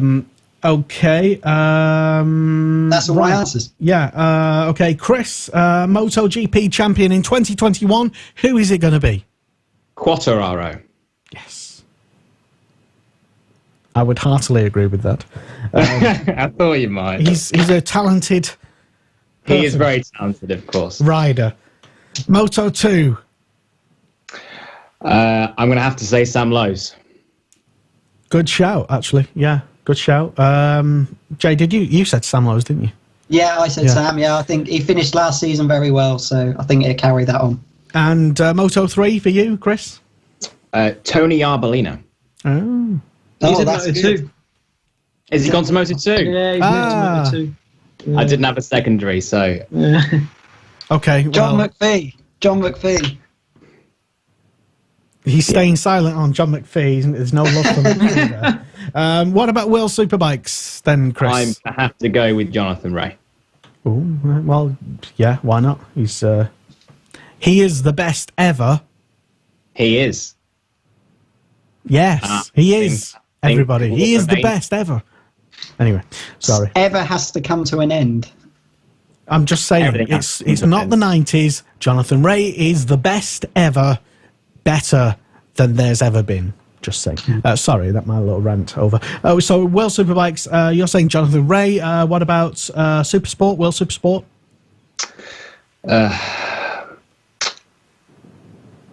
It's a tough call. It's a really tough call. I wouldn't like to call that. Because it's a tough call. Yeah, I wouldn't like to call that. It's Tristan's old. Couldn't possibly name. I have a manager that owns a team in World Supersport, so I wouldn't possibly like to come in. Okay, fair enough. What about then? What are we up to? BSB. Who's going to be the BSB champion of 2021? it has to be Jason O'Halloran. Ooh, dark horse. I knew that'd be controversial, but he's been in the championship. No, he did finish last season very well. So and he's with the same team again. So it's a good choice. I did say one-word answers, but why? He's been in the championship a long time. He's tried really hard. He's had lots of bad luck. He's been with the same team for quite a number of years. And I just think... Is he just someone that you've always sort of rooted for? I am impartial due to my position. Yes, of course. But, yeah, I do feel him staying with the same team, and he's been in the championship for a long time, he's going to have the drive and the ambition to go on and try and win the championship just like he did last year. So you won't be screaming your head off with delight if he wins? Not at all. No. What about the British Supersport then? Who's going to win that? Bradley Perry. Yeah. Can't argue with that. Stock 1000? Luke Hedger. Ooh. I knew that would... Interesting. Okay, and 600 class? Zach Corddry. I think Tristan said that as well, didn't he? I did. Yeah. Did you say that? Yeah. It's a safe bet. And anyone in Talent Cup? I don't think the official entry list has been released, but yeah. No. As I haven't seen the entry list, I couldn't choose. Okay, fair enough. And there you go. Let us know if you have any predictions yourself. This may be an ongoing thing. I'll probably keep a league or something going up. I bet none of us will get one right. Well, usually... I think we should remember what we've said and then... Yeah. Write them down, Lester. Motorsport radio champion, how about that? It's almost like, I don't know, if we had some way of, I don't know, documenting this show in terms of like a recording or something, I don't know. Maybe we should keep track of something like that. But yeah, I'll give my predictions on next week's show because I'm completely prepared. Go on, Lester, it's your turn. That's all we've got time for, I'm afraid. Sorry, I couldn't possibly name anybody, but since, I have to remain impartial, is Chris's excuse. Yeah, sure. So anyway, Chris, we would love to have you back more regularly if you can stomach us. If we're not totally boring you to tears, more regularly on the show, perhaps. It'd be a pleasure. There we go. And you as well, Jay, and Tristan as well. What else would I be?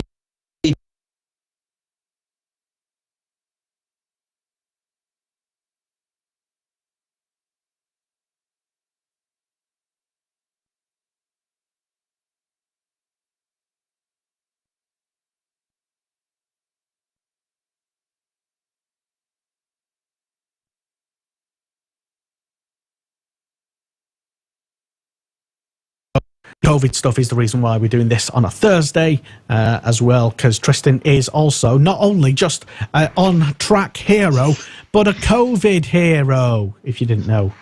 Works for the NHS in his spare time. But that's got nothing to do with his hair. It's not connected. No, I mean, no, not really. No. But anyway. Yeah, so no show next week, and we will be back the week after with some more guests, I'm guessing. I don't know, probably. I'm on a roll now, so I'll find some more. Yeah, so you go and drag Marquez in, the good one, and... I'll be trying to have Alex on as well. The only thing I wanted to add, just to finish with a bit of good news, obviously basing it on the new COVID guidelines, hopefully at round 1 at Alton Park for British Superbikes, we'll be able to have up to 4,000 spectators, but we shall await the official announcement. And cue all the questions on the BSB fans support group about can I go camping? No. Thank you. And you're going to have a lot of inboxes now. You're going to direct the questions to Motorsport Radio. And we'll redirect them all to Chris as well. He seems to be an expert. Anyway, thank you very much for tuning in. Join us in 2 weeks' time in the mid of March, Jesus, for the next Superbike Show, where we'll continue our predictions and get more guests on. And in the meantime, you can download the show and listen to it as a podcast, and check out our website, motorsport.radio, for all the latest in BSB and World Superbike and MotoGP news. Thank you very much for tuning in, and good night. This is Motorsport Radio. Awesome, right? The Superbike Show on Motorsport Radio.